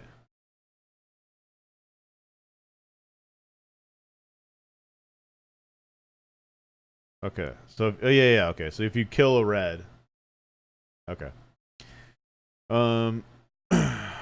Corruption. Okay. Interesting. So the purple might just be flagged. Something like that. They stay purple. Yeah. Where's black? God damn it. The flag system will be used for PvP and ashes. Okay, there are 3 states the player found. Combatant is non-combatant by default. Non-combatant attacks a combatant or other non-combatant. Then they become a combatant for a period of time. Similarly, if non-combatant enters a PvP zone, includes things like castles, cities, sieges, or caravans, are automatically flagged a combatant while in the zone. Okay, for a period of time after leaving the zone. So you could literally just like camp the outskirts of the thing after a siege and just like kill people as they're trying to leave. Players can kill combatants without repercussions, and are encouraged to do so, since dying while a combatant means you suffer reduced death penalties. Where this changes is when a combatant kills a non-combatant. In this case, combatant is corrupt and acquires a corruption score, which is based on the number of different parameters, including the level differential of their freshly slain victim. This corruption score can be worked off with effort through a few mechanics, but the primary means of getting rid of this is through death. While a player is marked as corrupt, they may be attacked by both combatants and non-combatants. If a non-combatant attacks a corrupted player, the non-combatant will not flag as a combatant. As a follow-up, what is experience debt? Experience debt is accrued through death. It'll affect your performance in game. Okay, will there be anything in place to stop people from killing people outside of a dungeon or some sort of city? Corruption mechanic flagging system is very heavy-handed deterrent to outright PKing and will sufficiently reduce the occurrence of PKing, although we will obviously playtest this. There be a system in place to prevent PvE-minded players from being mindlessly slaughtered by PvPers. Yes. Okay. There you go, Panda. I have a feeling some of the AOC devs are Lineage 2 fans, which makes me happy. I hope so. Hopefully combat in the game ends up being super polished and entertaining at launch. Still too early to tell. Yeah. Hey, we're over halfway through, guys. How long has it been? I don't actually know how long I've been doing this. Jesus. Hour and a half? Okay. We're gonna try to rush through. We're gonna try to rush through this shit. A jail system? No. Okay. Interesting. We have bounty hunter system. Ooh, hell yeah, dude. Bounty hunter system. Yes, players can acquire the bounty hunter title through a quest available only to citizens of military stage 4. Okay. Bounty hunters will be able to see corrupted players on their map. Corrupted players may kill bounty hunters without acquiring additional corruption skills. Oh, okay, that sounds pretty cool, dude. I like that. Bit better than the cards reading comprehension, at least. Okay, good. I like the bounty hunter system. That sounds really fucking cool. Can you steal stuff? On the top of my head, I would like to say no, but that isn't something we fully explored yet. Gotta be able to steal stuff. Come on. Be able to loot enemies once we've killed them. I really don't want to compare our PvP systems to anything else in the market because it's pretty unique. Obviously, a flag system has been done before, but not as effectively as I believe we will accomplish. Our goal is to focus on the concept of risk versus reward, and we'll get into more detail about our PvP mechanics in the near future. Huh. I think what would be cool is like one thing they should do is it should be like Diablo 2, where like you kill somebody and you take their ear or something like that, and it has their name on it. You should be able to like yoink a trophy off of dead bodies, like people you kill, or something. Or maybe you have like your death list or something like that, right? Like you have like a scroll of people you've killed that you can write down names on, and you pull it up and it just shows everybody that you've killed at one point or another, or if you've PK'd or something like that. I don't know. That'd be cool. How do death penalties work? Non-combatant who dies suffers normal penalties, which includes experience debt, durability loss, as well as dropping a portion of carried raw materials, which is going to be looted. A combatant who dies suffers these same penalties, but at half the non-combatant rate. A character who has a corruption score, on the other hand, suffers penalties at 3 times the rate of the non-combatant. Has a chance to drop any carried equipped items based on the current corruption score. Oh shit. That is Lineage 2 right there, dude. That's definitely right out of Lineage 2. If you had more than 5 PKs on your character and you died and you were red, you could drop anything. Dude, holy shit. That is the biggest adrenaline rush I've ever had in any video game, is when I was over 5 PKs and PK'd somebody and I'm being hunted by guilds like all over the fucking world, trying to find a place where I can like work off my karma, or, like get killed by people and work it off. Like, holy shit, dude. Oh my god. Oh my god. That's awesome. Hell yes. Even more reason to be a bounty hunter, man. Bounty hunter, you go kill those motherfuckers and take their loot. Dude. Oh man. Okay, that's like that might have me like the most hyped. That whole system right there like might have me the most hyped. Holy shit, dude. Corruption have a visual effect? Yes. Corruption on a troll. Oh, what? Wait, as you PK people, you look more badass? The hell? Lemon lime. What's up, baby? Dude. That's sick. What the fuck? What the fuck? Dude, that is sick. Lemon lime, we're going through the Ashes of Creation docs of like what's known about the game so far. Getting pretty hyped for this game right now. Like the more I keep reading it, the more I'm getting really fucking hyped. Holy shit, dude. As you said, definitely Lineage 2 players in the past. Oh yeah, for sure. For sure, man. Damn, Vert just popped in for a second and bailed. Bastard. We used to be homies, man. Damn, dude. Just to drop any character. That's insane. Does dying wipe all corruption? No, it wipes a certain amount of corruption value based on the original score acquired. Yeah, this sounds so much like the Lineage 2 system. Oh man, why isn't this game out? You realize, like, if this game was released right now, with the current state of MMOs, holy fuck, man. Like, they would destroy everything that's out right now. Like, this is the golden time. Oh my god. Okay, what's to stop me from having my friend kill me quickly to get my corruption skill off? Well, you don't respawn at regular spawn locations. It's randomized, so there's no guarantee that your friend would find you. Also, bounty hunters will be tracking you and will want to kill you. So there's no guarantee your friend will find you before bounty hunters do.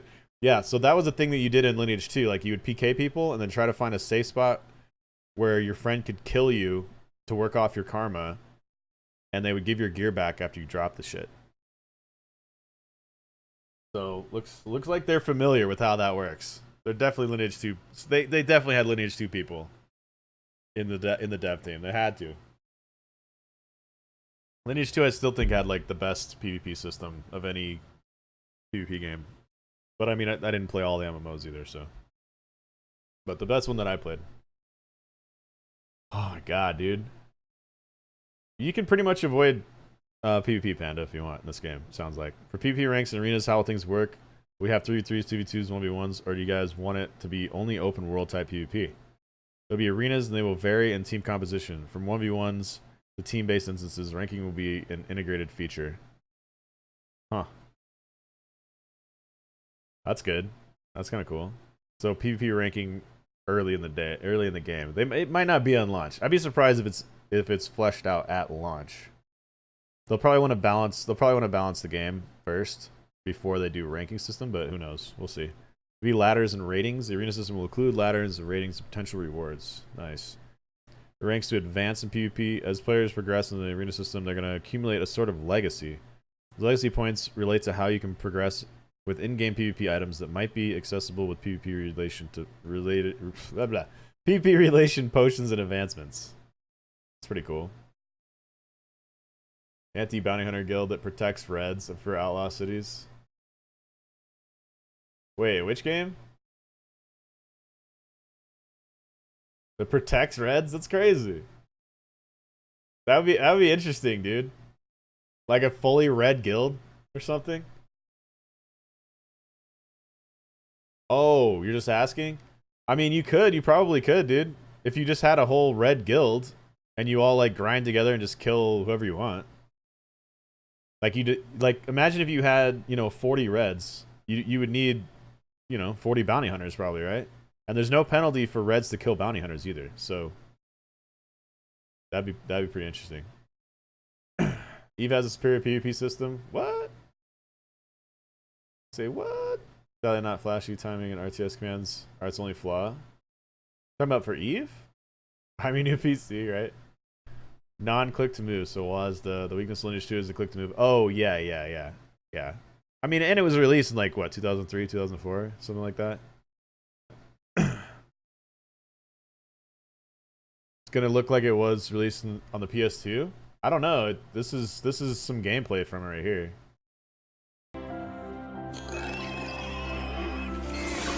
I mean, this is like early alpha, obviously, but.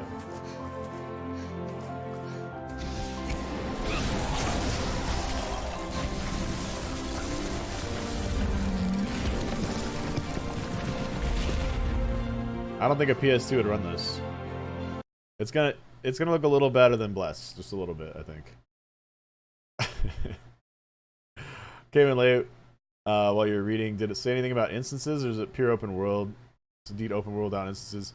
Yeah, I'm pretty sure it's open world. I don't know if there will be any instances at all. It didn't really talk about instances, so I'm assuming not really. But there might be some instance stuff. I'm not really sure. Not the biggest fan of the graphics so far. I mean, it doesn't look bad. Looks fine. I don't know. I care way less about the graphics than I do about the game, the gameplay. The bounty hunter system is shit in Eve as well. The bounty hunter system looks really good in this. It looks really cool. I like how you can track people, but they can just attack you. Like, there's no penalty for reds to kill bounty hunters. PvP ranks and arenas, okay. You guys want it to be open world type PvP. There will be arenas and there will vary in team composition. Okay, yeah. We already read that. So I'd imagine the arenas will be instance, obviously, but it's going to be open world a lot too. Play the new combat video? Yeah, I did earlier. I haven't pre-ordered it. So we had, like, this is the new combat system. It's like kind of it kind of reminds me of Warframe a little bit. But this is version 1, so it's gonna get a lot better. You're a wizard, Harry. Like stealth out of here. Not tab target, which is cool.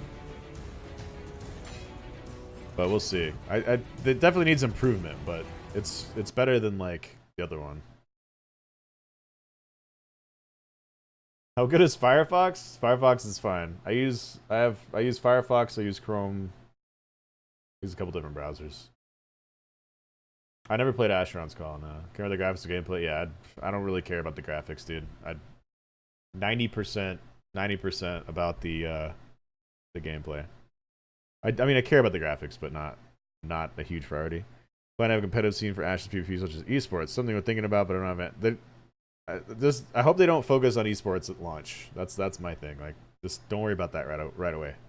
Balance the game out and fix some shit first. Be non-lethal dueling. Yes. Okay. How will looting work? We'll do an in-depth review. Party loot. Okay. You can tab target as well. Yeah. I haven't pre-ordered. No, I wasn't really even interested in the game until a couple weeks ago. I saw that the action combat video, and I was like, oh, what the fuck?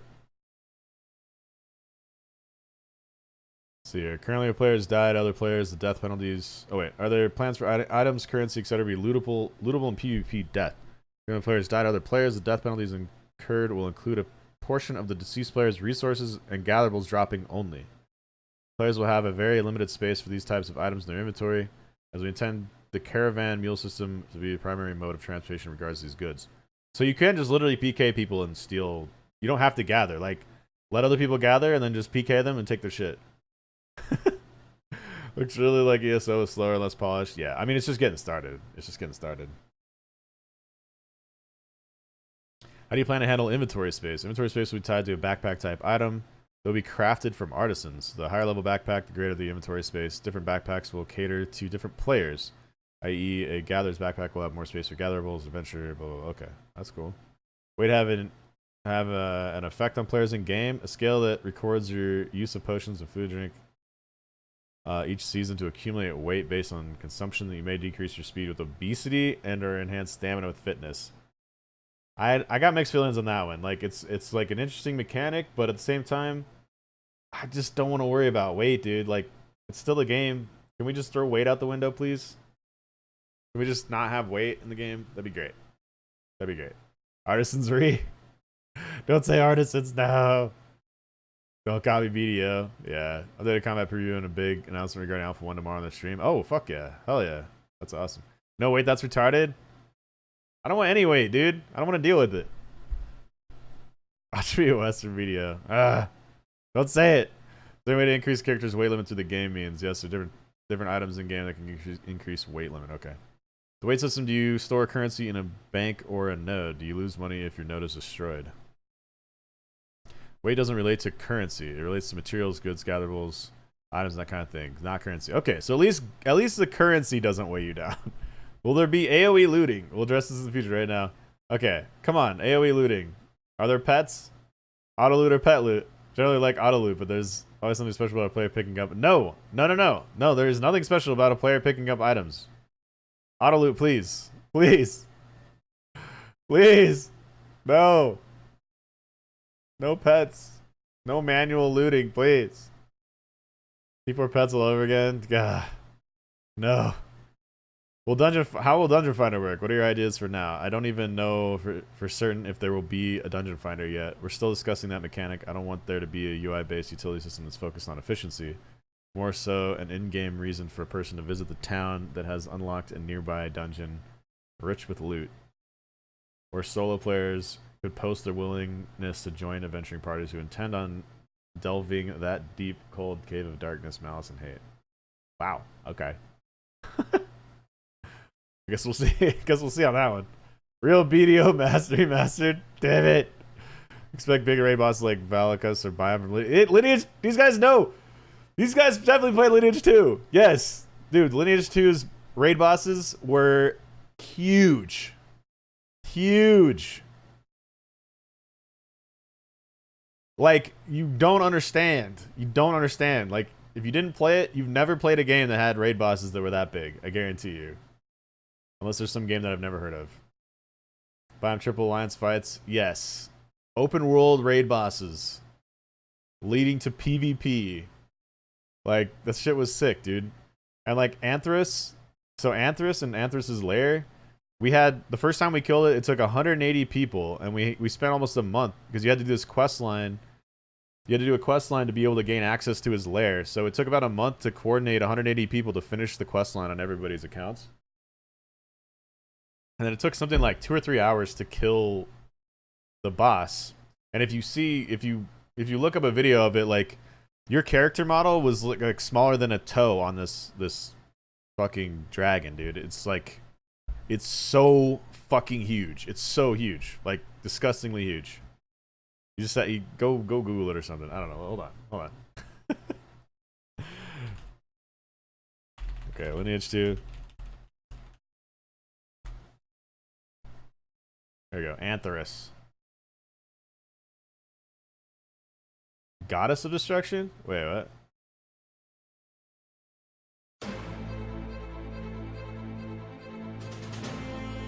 It's a goddess? Okay, hold on. Look at that raid boss, dude!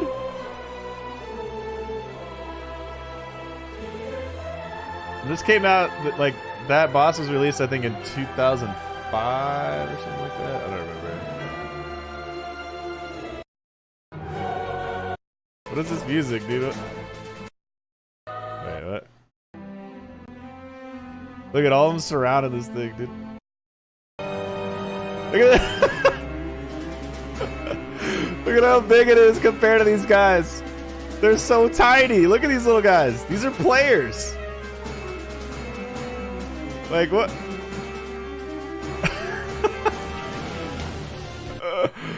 Oh, it's so ridiculous, man. So huge. All right. At FPS, yeah. I mean, you know, it's a long time ago, all right? Utter death would happen the moment the tower would shudder. Yeah. Yeah. Okay, okay. Oh, man. Damn it. Getting too hyped about this game now. Damn it, Bashi. Raids are challenging in Ashes, so you have to plan to hire and counter designers. I want raids to be very challenging and dynamic. Good PvE content is necessary in a world as complex as ours. Several of our designers have intimate knowledge of getting this done. Okay. Alright. They made out with raid bosses, I guess. Will there be instance dungeons and raid content that will require a set amount of players to follow mechanics properly to defeat? Or will there be more open world where you can go in with any amount of players? Both. As it stands now, many dungeons in the world have an open world component with several instance access points that parties can participate in. We want to maintain the open world feel while being able to capitalize on the benefits of instance mechanics. We'll go into that more depth. Go into more depth on a blog soon. Interesting. Okay. I wonder if it'll be like there's an instance where people go in it and like other people, because really what I want to see with those raid bosses and stuff, if it's like that, is I want PvP to occur around the raid bosses. That's what I want to see.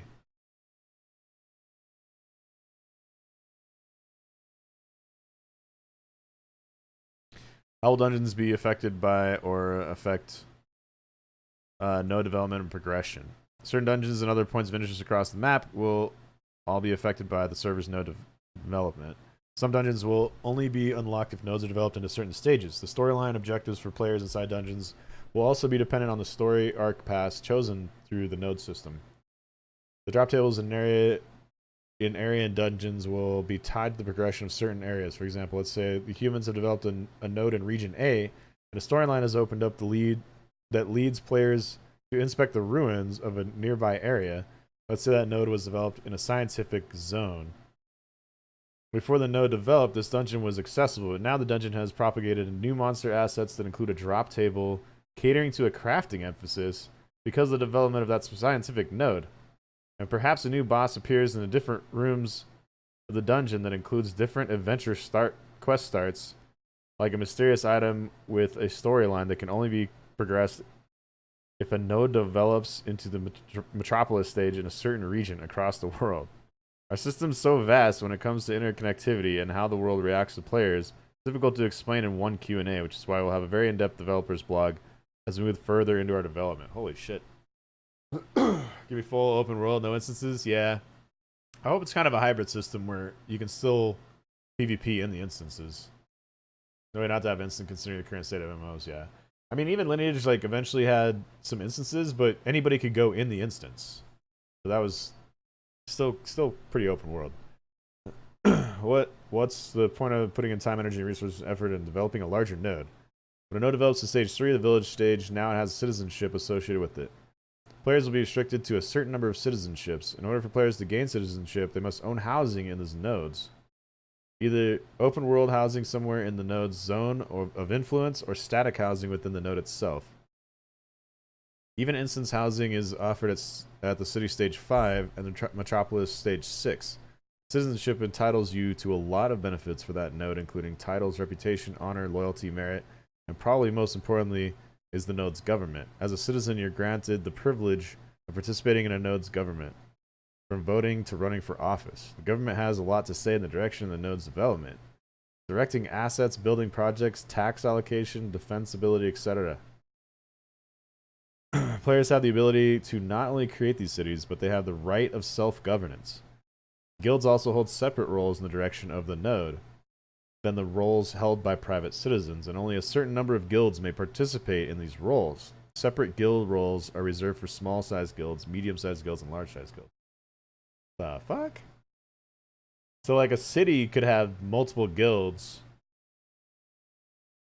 A city could have multiple guilds participating in the city, it sounds like it, and then you like elect officials? Huh. With pre-order packs, they actually give you quite a lot of in-game time paid for. In-game shop currency, not that bad of a value, but still, 375 the top pack makes me yeah, it's actually insane.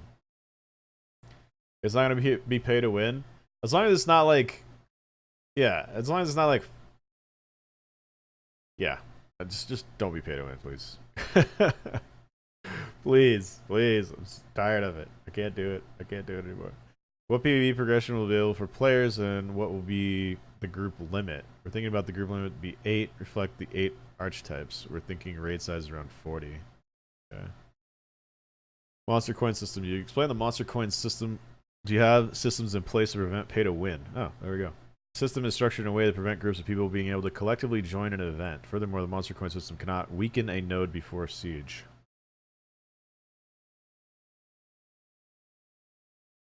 How's it set up? There's different tiers. Tier 1. Okay. Tier 2, Elite, Spider, Demon Falls in the category. Tier 3, Epic, Dragon, World Spawn be in the category. Not really about pay to win and non-ness and dev.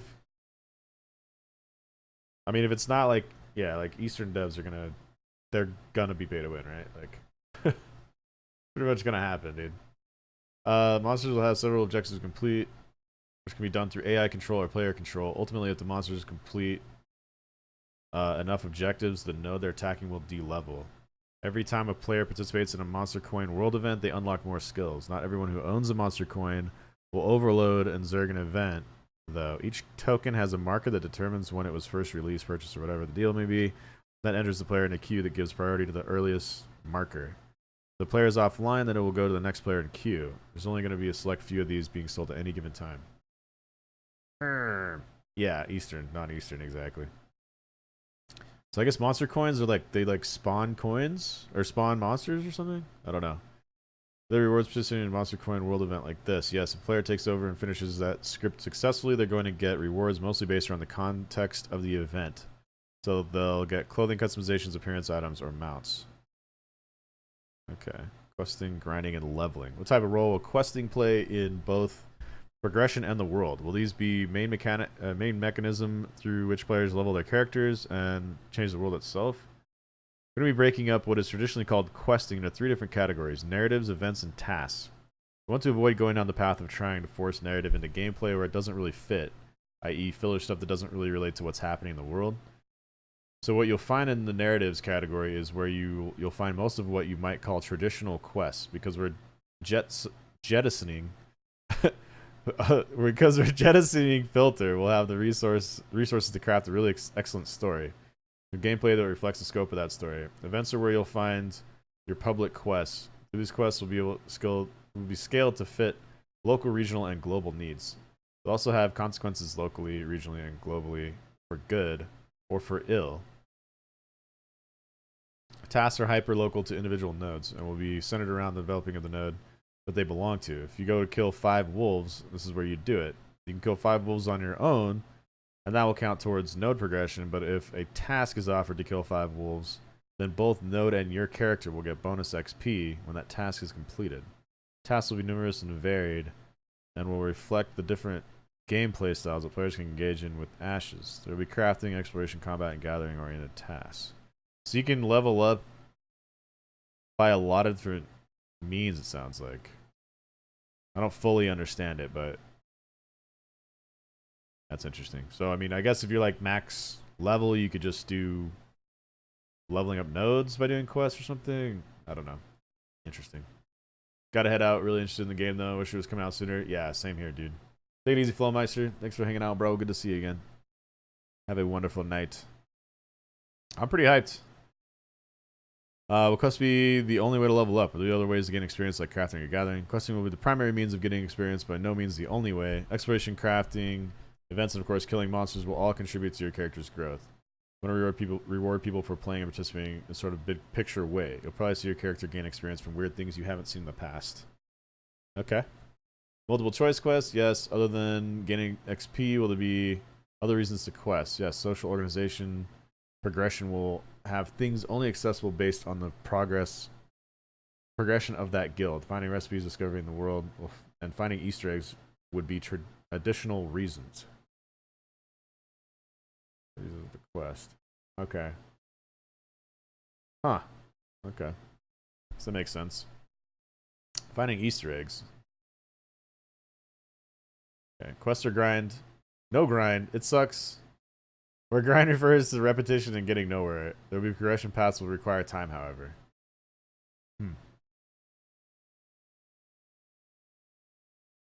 Hopefully that's good. I don't know. We'll see. What is the level cap and how fast will players be able to? Can you level through PvP? That's what I want to know. What is the level cap and how fast will players be able to advance the level cap? No answer yet. How would you rate the growth in leveling? Monster spawning is tied towards node development. In the zone of influence of a node, there are spawn tables, and those spawn table change as a node advances. Changes as a node advances, I guess. You may start the game with no nodes developed at the beginning of the game. Nodes may progress faster near the starting points of the world in the beginning, which will increase the level of certain spawn tables around these nodes. It will change the type of resources that spawn as well.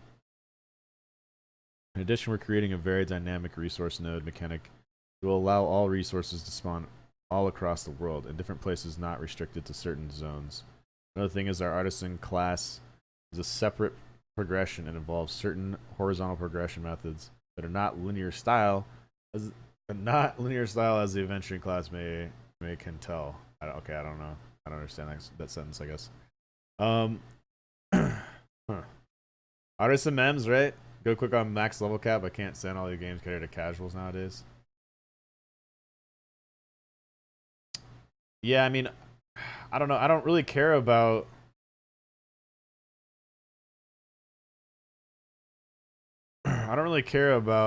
like I want to get to a point where I can PvP quickest.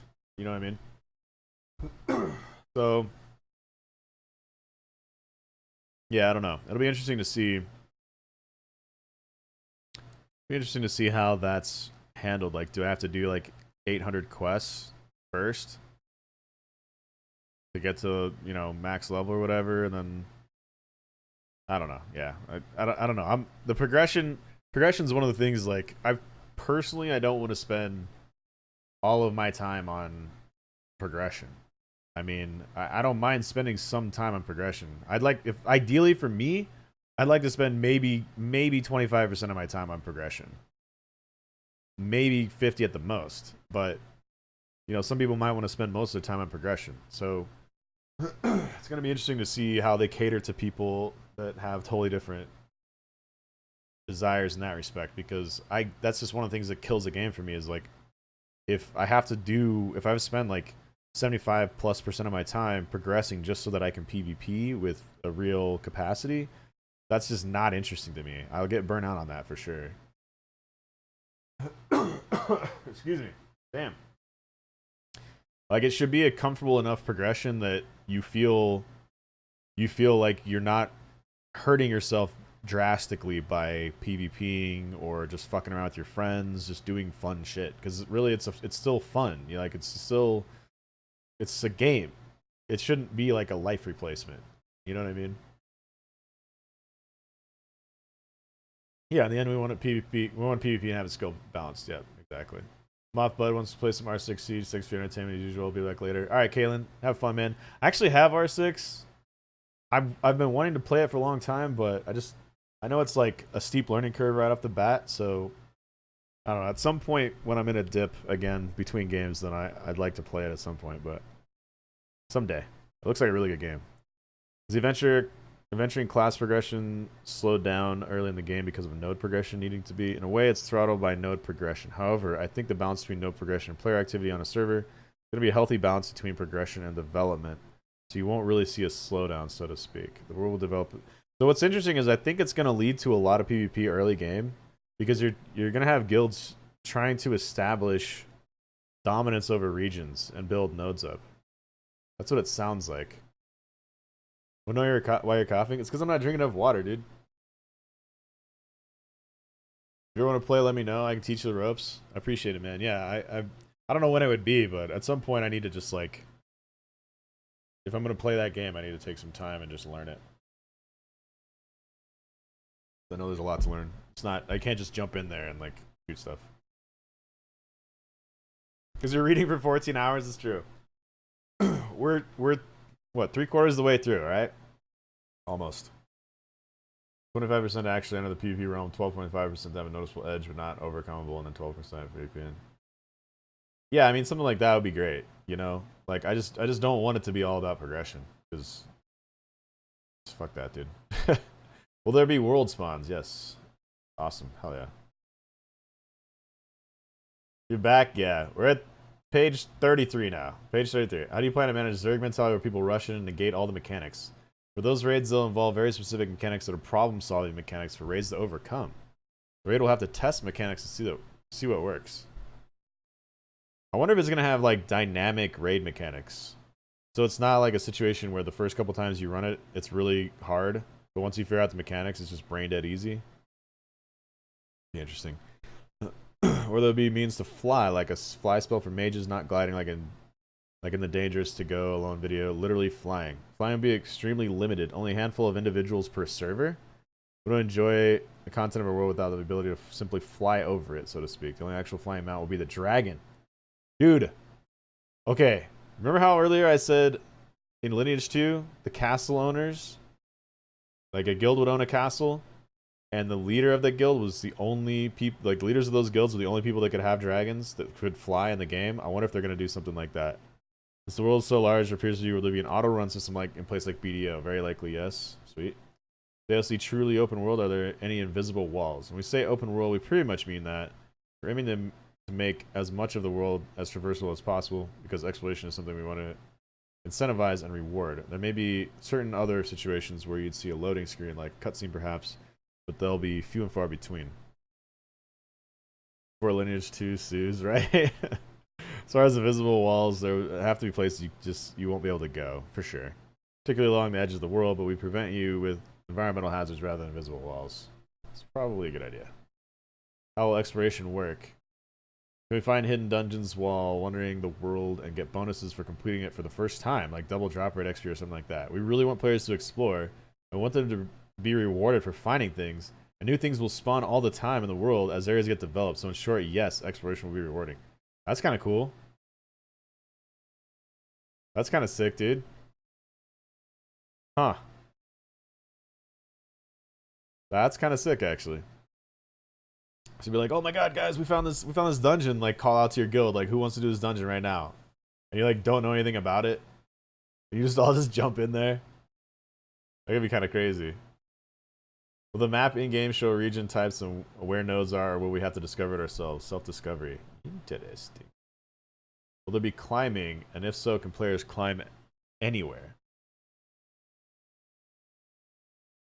Excuse me. Yes, but only certain areas will be climbable and only certain classes. There will be many aspects of ability climbing and traversal utilities. Wasn't climbing supposed to be added to BDO? Did that ever get added? Wasn't there supposed to be like parkour mode, like full parkour mode in BDO like 9 months ago or something? Didn't they say something about that? That shit never got added, right? It's gonna be added in KR. Okay, Jesus. Like wall climbing. There was like you're supposed to have a climbing skill level or some shit, right? They changed the name to melting outfits. But nice. Parkour mode. Yay. Will there be a main city that's a safe area or zone? Maybe safer because guards have pounced on combat inside a city, but there's no hard cap for zero combat zone. We'll keep looking at it. If griefing becomes an issue, we'll take a look. Sweet. So so it sounds like you'll be able to raid cities if you have a strong enough guild. Like kill all the guards and shit. I hope so. Will there be portable campsites? Yes, they'll work similar to how inns and taverns work in regards to getting bonuses. And before a $50 campsite. God damn it. What's the name of the world? The name of the world is Vera. It's named that for two reasons. One is lore oriented, so I can't get into that. The second is the meaning of the faith that it will come. Ooh, it'll come, baby. That's what I'm talking about. From the Russian and Italian meanings, it being ashes of creation, and with ashes, what I believe will be the golden age of our genre. Okay.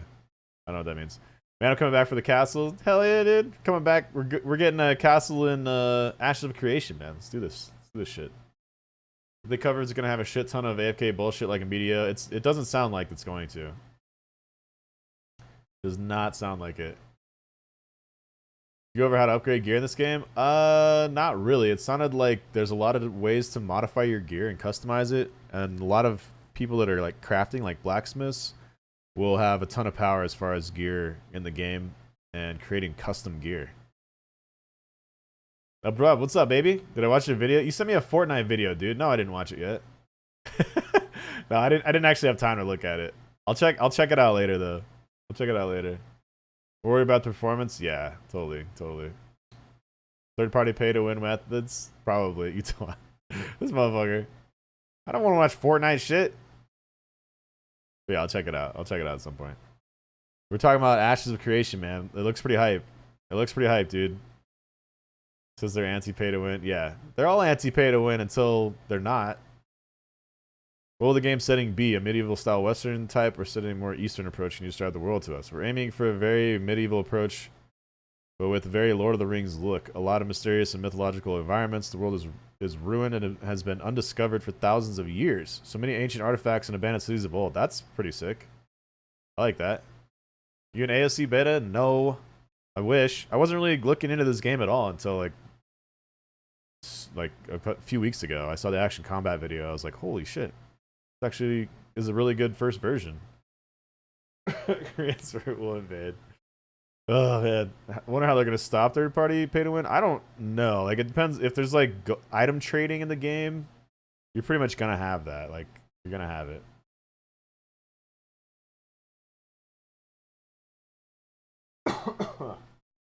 Excuse me. All right. Are there any plans for dynamic events a la Guild Wars 2, or is it simply referring to quests adapting in response to the zone's evolution and the decision players make? Dynamic to us means consequential. If an event occurs in the world is the world better or worse for it? So yeah, we'll be doing dynamic events as you understand them, but because each node rises or falls because of player action, these events should be much more meaningful. If players discover a dragon's nest, then disturb it by looking for treasure, that action might cause the broodmother to awaken and ravage the local countryside. The players in that local area are notified and must do what they can to defeat her. If they do defeat her, they've just taken down a dragon, and hidden parts of her nest may now make themselves known. If they cannot, then the damage the broodmother causes, burning fields and houses may blah blah blah, is very consequential and can realistically change that local area in ways we can't necessarily predict. Whatever happens, it's a permanent change that the players will have to figure out how to respond to, and tells a cool story without us having to write a single word. All right, that's pretty sick actually. That's pretty sick. Can't stop Chinese grinders. Yeah, it's pretty tough. Pretty tough. It's gonna happen. Goes through dynamic events, farming the same shit over and over, and nothing changes in the world. Yeah. Sounds like Fallout 76 nukes. Kind of, yeah. Big damage, hell yeah, dude. That sounds cool. That sounds really cool. Like, there's a dragon over here. Come kill it. That sounds kind of like Rift. I mean, it's probably more dynamic than Rift, but that was one thing that was fun about Rift. Like, leveling up, I remember there'd be all these kind of dynamic-ish events or, like, random events. And you could just automatically party with people that were in the area to kill off rifts and kill off invasions and shit. That stuff was pretty cool.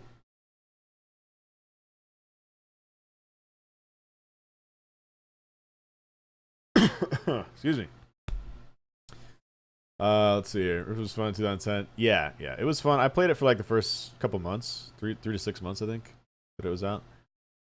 Since you're making the world alive, will some mobs sleep at night and some mobs awake? There will be day and night cycles, and they may affect spawn tables. Nice. There'll be seasons. Yes, and there will be seasonally exclusive events. Season transitions will occur during downtime. Snow can block a road or obstruct a dungeon entrance, or change what's good for regional crop rotations. They'll also affect economies. Interesting. How much longer is this? Like 10 more pages. The world is built from the ground up by players. Will there still be things to do in the world and points of interest? Absolutely, the world has inhabited before. It has been left untouched for hundreds of years. Things that happened in this planet before the players came are going to be parts of the POI system.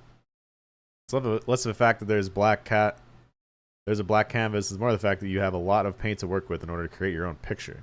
Players are not moving into emptiness. They're moving into a world with a backlog of lore, storylines you can uncover, exciting treasures and items you can find. There are also going to be points of interest in the world like dungeons, wizard towers, and mines. Interesting. Voice over all the characters himself, right? Shit, man. Will each city have its own music and what style of theme? Yes. Okay. Will the game have voiceovers? We want that, but it's very expensive and not high on the priority list. Yeah. Probably a good call. Will world first or grand achievements be announced on the server? Yes, there's a lot of potential firsts that will be leaderboards tracking that stuff. Cool. Will the ecosystems be dynamic? Different zones tied to different ecosystems. You'll see them fluctuate based on the progression of nodes in the world. Environments will change based on players' actions. Okay. Killing NPCs. How do killable NPCs work? They're only killable during a siege. Okay. They'll respawn if the siege is unsuccessful. So what happens if they die during a siege and the siege was successful? Also, is there any benefit to killing an NPC? If the siege is successful, the node will de-level and the NPC will likely no longer exist. Though it's also possible the new NPC will take its place. During the siege, certain NPCs will serve as defense points for the node. Killing certain NPCs will allow the attackers to gain advantages during the siege. How will creatures respawning work? Depends on the creature. There will be spawning zones that will spawn certain type of monsters, and then there will be quest and story arc oriented spawns as well that depend on the development of the server node system. So spawning of mobs is both intrinsically tied to the storyline that develops with the node system, as well as tradition nodes that spawn monsters. Hiring NPCs. I think we already talked about that. Hiring NPCs, yep. NPC AI. What will the intelligence be like of the NPC? Will it have a learning system? Be similar to how the monster AI works with some intelligence. There won't be IBM Watson levels of intelligence. We want to do things like give NPCs characters that aren't dumb. We want them to have their own story. They're not going to be static? Come on. We'll have a robust AI system. There's a lot of new technology. Okay, cool. Player housing. Will there be no build zones, like not putting houses in the middle of the road? Yes, okay. How will housing cap work? Arcade had multiple houses allowed per. We have. Wait. Allowed per. Okay, we have one plot of land that is account capped and fits many structures, including your house. Also, arcade restricted housing to building zones. Ours are not. NA reading, yes. AA had multiple houses allowed per. We have. Okay, yeah. Can other players destroy my player housing? Player housing is only attackable if the node owner loses in a siege. Oh shit. Then only if the housing is within the zone influence. Items inside the house housing will be retained on the account of the original housing owner. So like if you belong to a city and it gets destroyed, then you have to like go to a new city or try to make good with the new owners of the city, I guess, or something. Will housing have predetermined looks? Yes, and skins will be available to change those looks. With pre-constructed designs, expanding the home will bring modular aspects you can change and customize. Do their own different styles to the regions, I guess. What types of player housings are there, and what types of buildings will players be able to build? 3 types: static housing within the node, instance node apartments, and open world land ownerships. Freeholds. Okay, so that was the freeholds they were talking about before, I guess. You may acquire blueprints for structures to be built on the land you may claim, such as homes, stables, crafting stations, etc. Static housing, there will be a finite number of houses per node. You can build a house in the early stages development of a node and reap the benefits from it if that node progresses into a later stage. Houses will grow along with the node and our open world. Okay. Instant houses, basically houses for politics within a node. Houses for government and other political housing. Open world and land ownerships. Okay, you'll lay claim to a piece of land out in the world. On that land, you'll have space to build a home, grow a farm, build all kinds of different workstations. Can I have a brothel? Basically, that's my question. What my hoes? That's what I need to use some hoes on my plot of land. You know what I'm saying? When players claim plots of land out in the open world, they'll be able to construct different types of buildings on that plot. Some of those types are social buildings, such as an inn or a tavern. Yeah. These buildings allow the owner to sell certain consumables that enhance the player's abilities in game. Oh, I know what they can enhance. You know what I'm saying? Most of these consumables are only purchasable from these buildings. There are a few consumables that can be carried on your character. We're still testing the idea. Explain more on the apartments. Apartments will be instant forms of housing. The player-run government of a node decides to build an apartment complex with a node, allow the players to purchase it. Okay. That's interesting. Is this thing like server-based or 1 mega server with literally ever? I don't know. I didn't see that question yet. I would think it's 1 mega server. It does sound complicated. Yeah, it really does. Explain more on freeholds. Freehold, there's a video. Do you want to watch the video or no? Or do we want to get through this doc someday? Freeholds are plots that can be placed in the open world. So as long as the area falls under a zone of influence of stage 3 node or above, plots allow players to build many different types of buildings that have a wide-ranging effects and abilities. Where these may be placed will be pretty much anywhere, so long as it doesn't overlay a spawn zone. Road pathing, proximity, yada yada yada. Buildings will be designed. Building designs will be diverse and have many skins that are both unique and limited. Huh. Freeholds will include be designed. Okay, freeholds will be designed so that players may interact with certain aspects of it. This will allow for visitors to come and eat at a tavern or rest at an inn on a freehold, which will grant benefits to the visitor while they're within proximity to that freehold. Freeholds will also allow players to build processing plants in which to process raw harvested resources into usable crafting materials. Okay. Can we AFK process in the freeholds then? Is that what you're saying?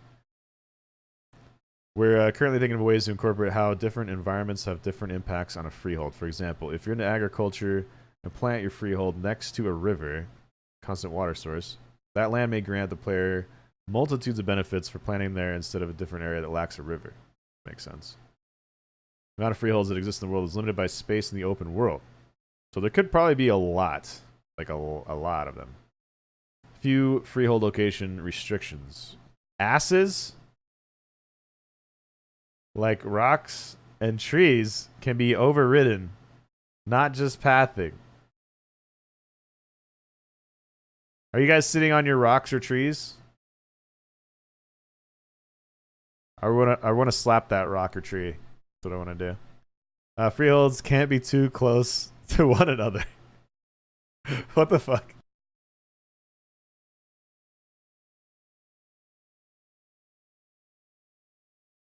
Yeah, dude. They can override those asses, dude. Hell yeah. Freeholds be attacked. You can lock the door. We're still discussing this. Okay. Jabril, players be able to build class flavored structures in their freehold. No, but professional flavored. Yes. Wait. Oh, profession flavored. Okay. Templates for freehold systems. Okay, there'll be templates because people steal. No one can walk through freehold. Okay. Player have homes in multiple nodes. The home doesn't give you citizenship. It gives you the ability to choose citizenship. So you could claim citizenship where you wanted it, then change another apartment or another node. Interesting. Types of nodes are there? There are 4 types of nodes: military, economic, divine, and scientific. Players get reduced time having corruption debuff on a military node. Yes. Ooh. Okay. So life skill is you don't want to be red. It sounds like. They get to choose the type of node it will develop into. No, the type of node is predetermined. How can players tell what type of node it is that they're developing in case they don't want to contribute to the growth of a particular node? NPCs will reflect the type of node to expect, even at stage 1. Divine nodes will have priest NPCs, military, soldiers, economic will have traders and merchants, science will have scholars. Okay. They're just players that can destroy nodes, or will PvE events also happen that can cause node destruction and degrading? Okay, so they'll have atrophy. They can get so we're gonna okay. Possible to have a node within a dungeon. I think there's a mini zone within a zone. It's an area that can encompass other things. If anything, a dungeon would be within a node's area, not the other way around. Hope this clears it up a bit. Sure. Could there be nodes underground? Yes. Can you have like a bunker? What? The island nodes. Oh shit. Enough player activity on an island. Yeah, man. We're gonna have our own island, man. We'll have the lubrication nation. Island, man. How's the generation node's going to work? It seems like it will require a lot of technical resources. Yes. Probably a lot of shit. That one of the biggest challenges, solvable with procedurally generated content, but that ties our hands with regard to look and feel. Yeah, okay. It's going to be complicated. What will determine the architecture of a node? Architecture in a node is determined by the primary contributors to its development. There are 8 different architectures, one representing each race. Each player has racial markers, and the back end will track the amount of racial markers that are involved in developing the node. And the more markers there are of a particular race will influence the flavor of the architecture. Okay. Sounds super it does. I mean, if they have to tone some of this stuff down a bit, I don't think anybody's going to be upset. Right? Like, or maybe some edgelords will be upset, but like, for the most part, let's, it doesn't need to be this complicated, I don't think. I don't know. So when it becomes a citizen of a node, will all XP gains go towards that node, or is the node the person is currently adventuring in? There are a few factors to that, and it's important to note that as a citizen of a node, you can indeed contribute to the development of other nodes. Okay. Good, complicated, but that's a lot of shit. Yeah, I mean, yeah, I don't know. You can always add those features later, too. Like, if you start off, especially if they're using procedural tech for a lot of things, which it sounds like they are, they could start off with it reined in a little bit more, which might be a good idea at launch, especially because there's already sounds like there's going to be a ton of stuff to learn, like a ridiculous amount. So if you kind of just keep expanding on the game after people have learned this core basic mechanic of it, it might work a little better as far as getting people into the game. 6 more pages. We're almost there. We're almost there. Oh my god. Node falls will be been off for a bit. You lose everything related to the node. You'll maintain your personal designs and decor, but if a node falls, the in-node assets will disappear and the zone housing will be susceptible to attack or removal. You may then find a new home and lay down your recovered designs. Okay. What's a zone of influence? See, like, some of these terms, like ZOI, was way up early on in the doc, and that was never defined. Like, I didn't know what the fuck that was. The ZOI, I was like, what? That is kind of backwards here. ZOI is the territory around the node in which node collects influences from various actions and objective within it. Either that, or maybe I skipped over that. I might have skipped over it. Because I did skip over some of the early shit. I don't know. How big will the zone of influence of a node be? Radius of the node depends on the development. ZOI stage 6 Metropolis may encompass multiple smaller nodes. Okay. Governance. So this is... Okay. How long will they take to develop? So this could take, like, maybe like a couple months even, making a Metropolis. Huh. Alright. What types of roles are there in governance of a node? The 4 roles. There are currently 4 methods of mayorship in city government systems depending on the zone the city is founded in. Divine, science, economic, and military. How does someone become mayor? Mayor Prawn. Let's go, baby. Type of node will determine the form of the election. Elections from citizens. Elections by gladiatorial. Whoa, what? Election by revenue? Election by service. Currently considering elections to occur on a monthly system. So there could be... Oh, that's kind of cool. So there could be like a democratic node or whatever. There could be straight up combat nodes where you have to do like a Olympiad or something. That'd be kind of sick. How castles rule? Castles will be ruled by the occupying guild and thus under the lordship of the guild's leader. So on the node, buildings go inactive. What happens to the taxes they pay? Taxes they have to pay. If they don't pay, we'll be able to claim the plot of land. Their taxes due on all property. Fucking property taxes. I don't know about. They're given to the local node. Okay. What are they used for? So this is probably used for defense, right? Defense funds. Yeah. Okay. Government's being allowed to embezzle taxes. Damn it! Come on. Damn it! All right. Can't embezzle. Can nodes create formal alliances between one another and work together?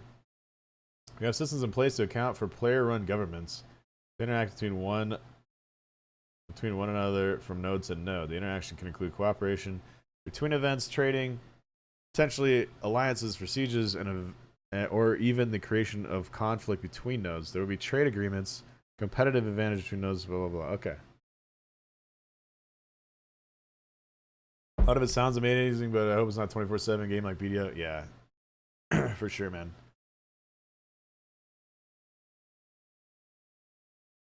I hope it's more of like, you know, 4 hours a day or something, 2 to 4 hours a day. You can be competitive in whatever you want to specialize in, but there's stuff that you could do 12 hours a day if you really want to like try a whole bunch of random shit. You know what I mean? I think that's going to be a really tough balance. What sort of functionality does the City Hall provide? City Halls primarily provide functions to the players within the node's government, allows them to decide what buildings are built, expanded, demolished within a node, notify its residents of attacks, toggle an enemy status on player citizens from other nodes, declare war on other nodes, develop trade agreements with other nodes. Holy shit, my voice. Hold on.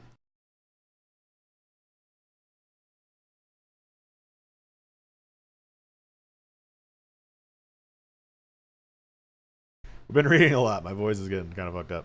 Develop trade agreements on nodes. Plan and organize creative festivities within your node.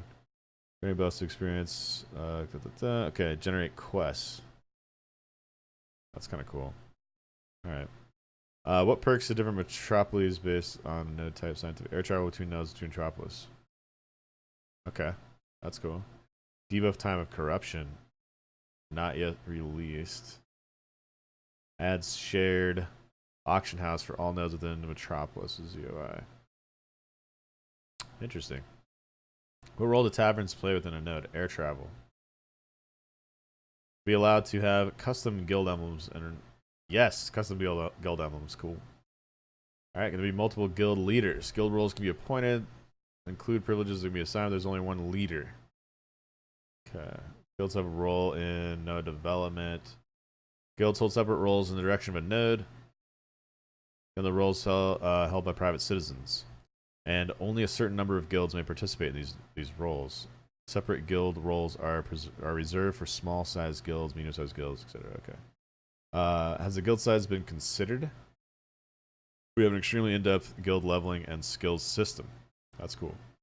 Will your account be locked to your main guild? I would tend not go that route. The reason is when you have a non-faction based open world game, intelligence gathering and political intrigue and espionage are an important factor of gameplay. If I were to account lock guilds, I would be removing away a healthy aspect of the game for certain players. Yeah, that's a good call, actually. Gotta have spies, dude. Gotta have spies. What will guilds have access to? It's become common in a lot of MMOs that guild activities have been focused on large guilds. I want to bring content that focuses on small guilds, medium, and of course large. As shown through the guild mechanism, like leveling up a guild to get certain abilities, sieging castles, and founding nodes and towns. There's going to be a lot of focus on the local gameplay and global gameplay. Guilds will fight guilds. Some guilds might recruit other guilds to help them fight. So you could have like a small mercenary guild and just shift to the highest bidder. Sounds like. Which is cool. It will also be possible for single players to participate in events that are just as influential and fun as these large guilds participating in the world events. Guilds will have these levels and skills. The guild's participation in the world will help level the guild. Guilds will be able to have guild halls and in nodes. There'll be a guild-specific building and guild-specific quests inside a node. Also be specific in-game activities that relate to different sizes of guilds. An actual alliance system, yes. Thank fucking God, dude. Thank God. How will small guilds compete with big guilds? It's much easier to design different content in game for different sizes of participants. Small guilds shouldn't beat large guilds. Instead, let the small guilds face equal forces. You know what though? I think if I make a guild, Lubrication Nation, all right. I think we can be a small guild and beat big guilds. I think we can do it. We'll be highly skilled PvPers, and we will use much lubrication to. We'll just make them slide all over the place and kill them.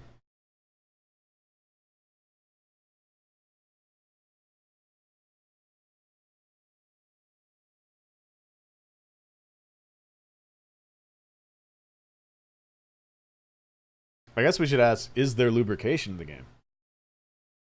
You know, is there like a lubrication debuff that you can throw on the ground like an oil slick?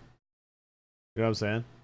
Is there a skill cap in PvP? I mean, from the PvP video that I saw, like it looked like definitely is for sure.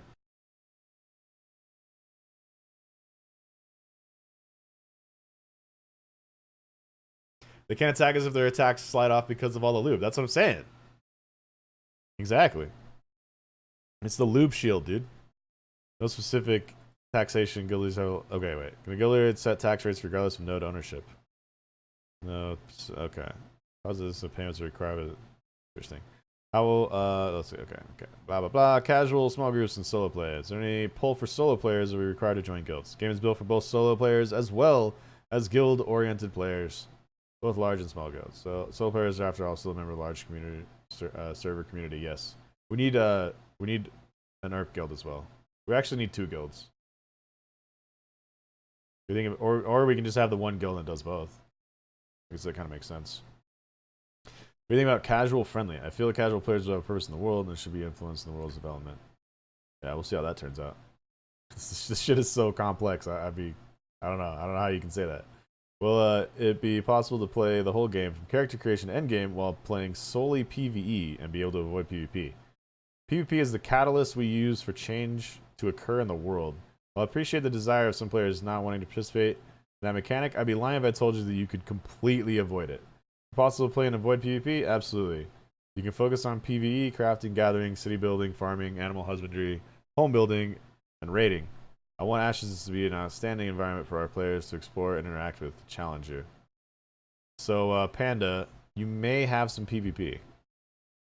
But I think you can avoid it most of the time, probably. I don't know. We'll see. I might kill you just to take your gathering shit. You wouldn't mind if I PK'd you, though, would you? Because change can impact all players. We feel that everyone should have a say in that change. We've incorporated roles for non-PvP oriented players to impact these PvP events, such as developing the defensive abilities of cities and castles, or enhancing the defenses of our caravans to create faster mounts and advanced weaponry that can be used by the PvPers. Discovering supplies and artifacts through PvE to aid in the battles waged by others. Ashes strives to serve an inclusive atmosphere where participation in the direction of the world is not restricted to one particular form of gameplay. So, that's cool, I guess. I don't know. I mean, it's all in words. Like, sounds like they want to incorporate everybody, but let's be real. I mean, that's easier said than done. So, all bow before PvP. That's right. Would be lube add-on skills like synthetic lube. That's what I hope so. I hope so.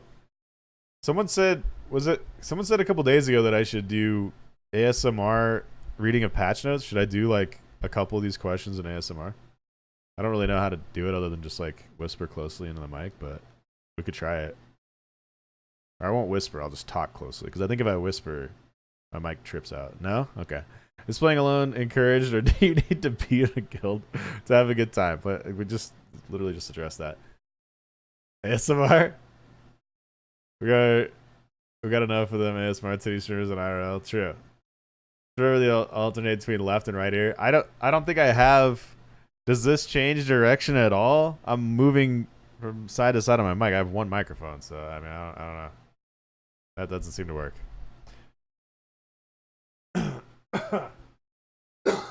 Excuse me. Failed already? Son of a bitch.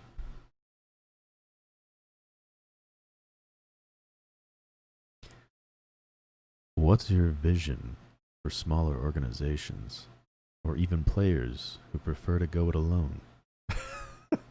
Many systems in our game involve parameters that cater to smaller groups and individuals. We don't want that. You do a radio voice?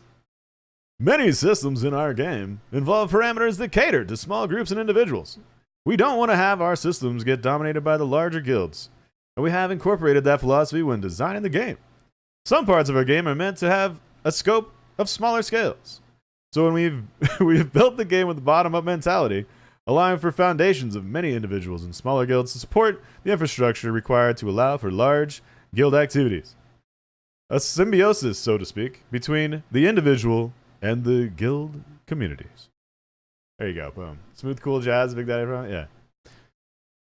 Yo, Daddy-o, will there be any minigames you can play in the taverns? I personally like minigames, but they have to be done right, baby.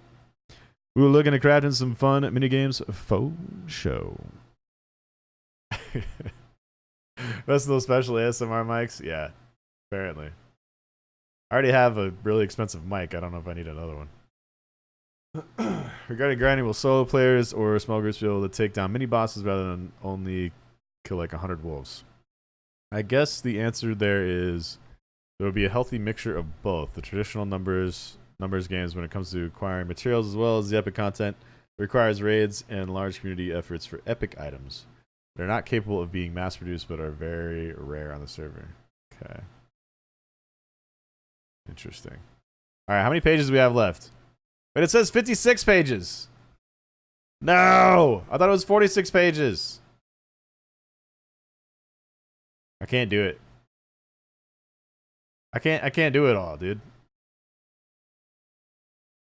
I thought I was almost done. I can't do it. I can't do it, dude. We're not gonna make it. It's losing me. Scroll me in, I'll do some. Get me banned. Bastard. Alright. What are the remaining sections? Mounts, pets, character appearance, we don't care about that, right? Non-combat attire, don't care. In-game customization. Sure. Server information, different region servers. This server transfers. Wait. Put on different regions, imagine so. I don't know. Okay, is there estimate total server population?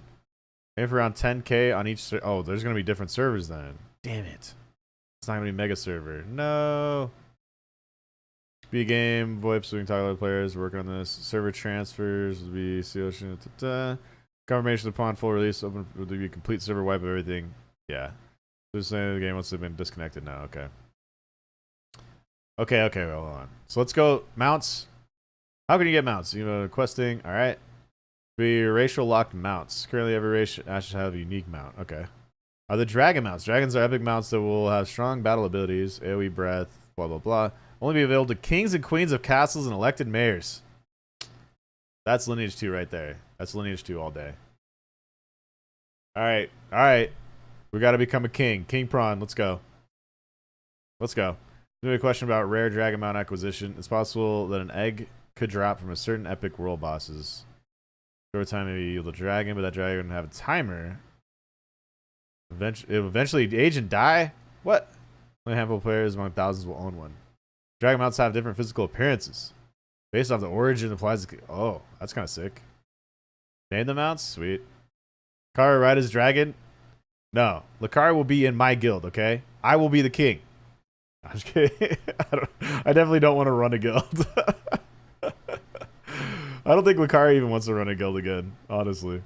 I don't know. Somebody else can do it. Will mounts have permadeath? No. Mounts can be killed and resurrected. Not permanently gone.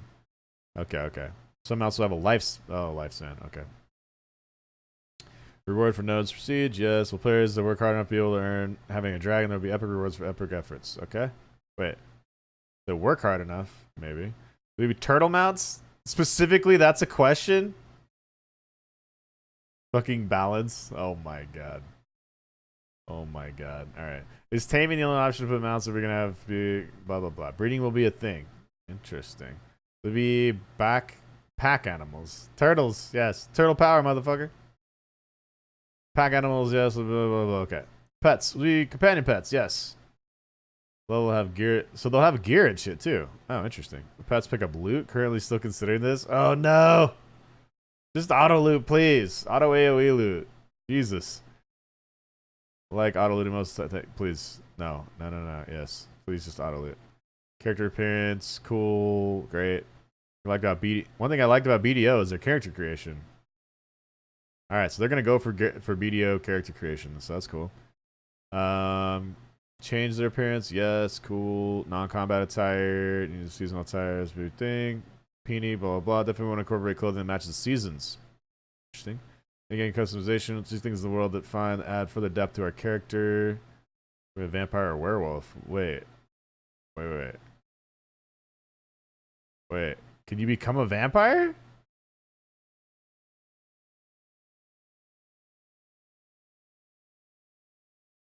What? That could be sick, dude. Fuck Twilight, dude. Hell no. Fuck that shit. Left at page 10. You can repeat. You know what, Mafik? Here's the link. Here's the link, bitch. You can catch up on the rest yourself, you son of a bitch. Is there a die system? There will be dies. All right, cool. Taking 3 games and combining it? Yeah, it sounds like.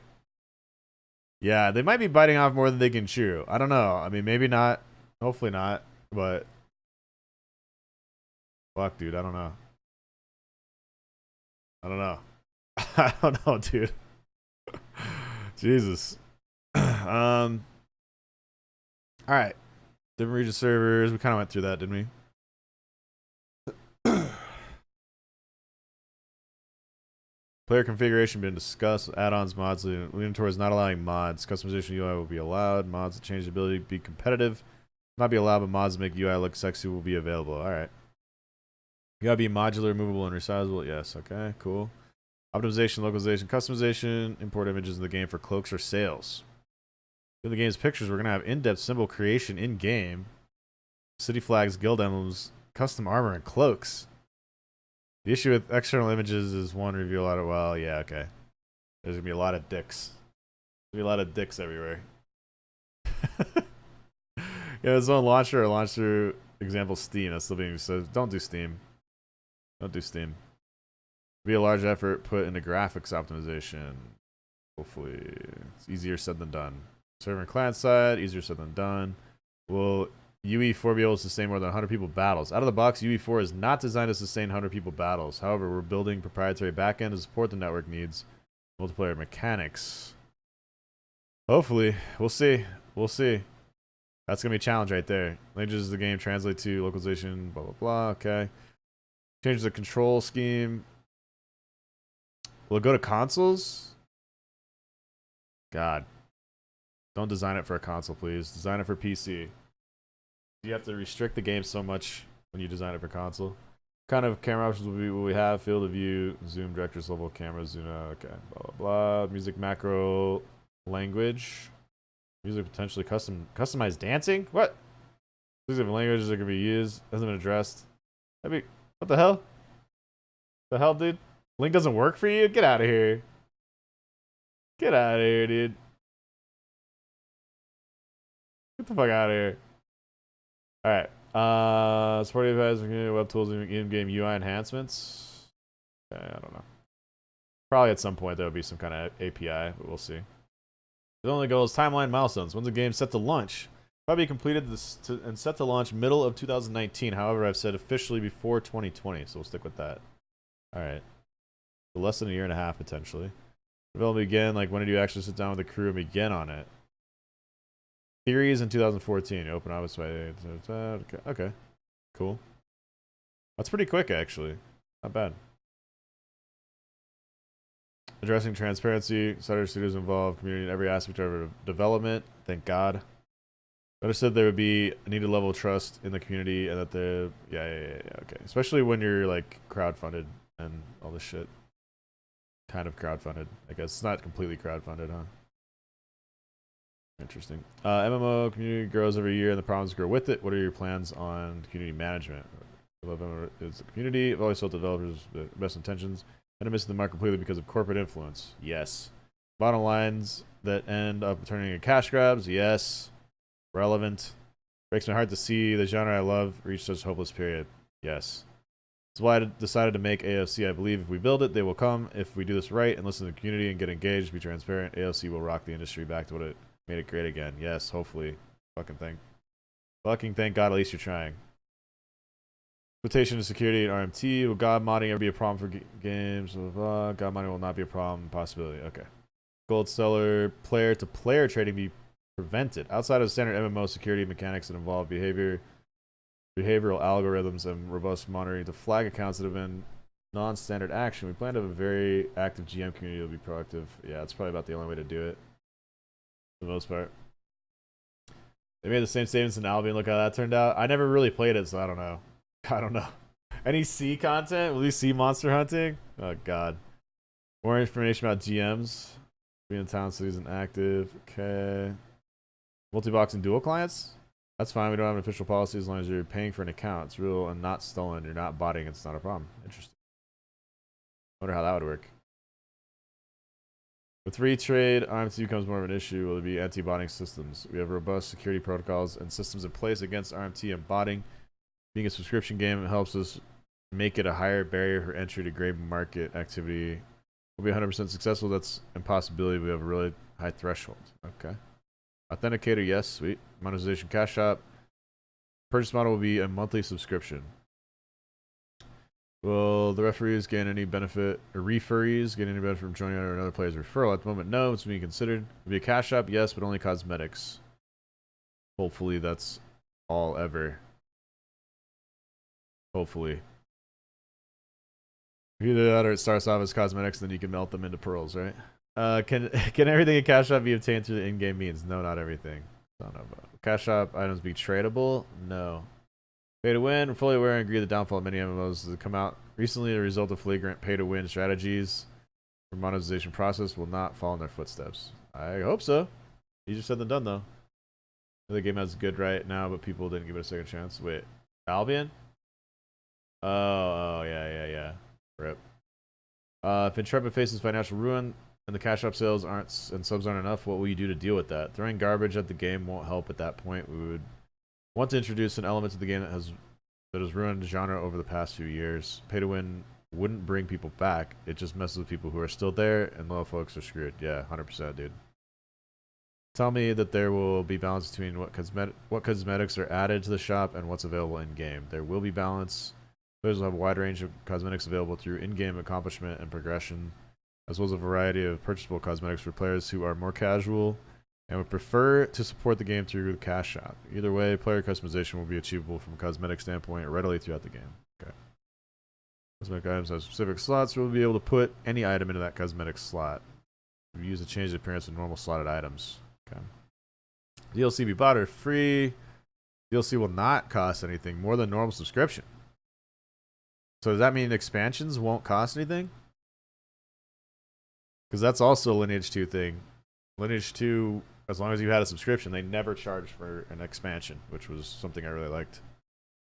No plans for content releases. That's still undecided, but generally we're thinking about minor monthly updates. Okay, cool. Quarterly releases. For major releases. MMO crack addicts will try any game. Oh, he does for it.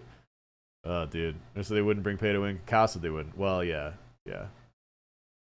Valk's Crisis. Kickstarter summer crowdfunding alphas. Okay, reserve names. Name reservations will be available in a Kickstarter package. Son of a. Items available through the Kickstarter. Blah blah. Okay. Parlor games. Enhanced naval content. We're going to do at sea. Underwater content, monsters, dungeons, treasures, different classes of ships in the sea, trade routes, including water caravans. There will be content in, on, and under the sea. So you're going to have like sea pirates, like ocean pirates, dude? Like in Arcade? Oh shit. Is there a naval class? A naval profession limited on scope, but getting better at sailing and sporting a clip or firing arrows are professions that relate to non-ship experiences and may unlock skills associated with those professions. Interesting. Okay.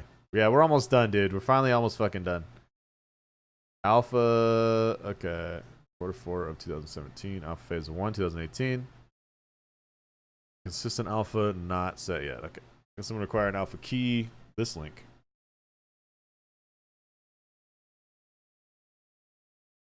Oh. Alright.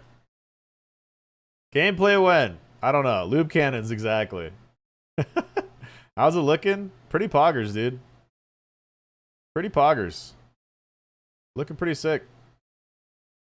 But I mean, obviously it's all talk at this point, so I gotta get my hands on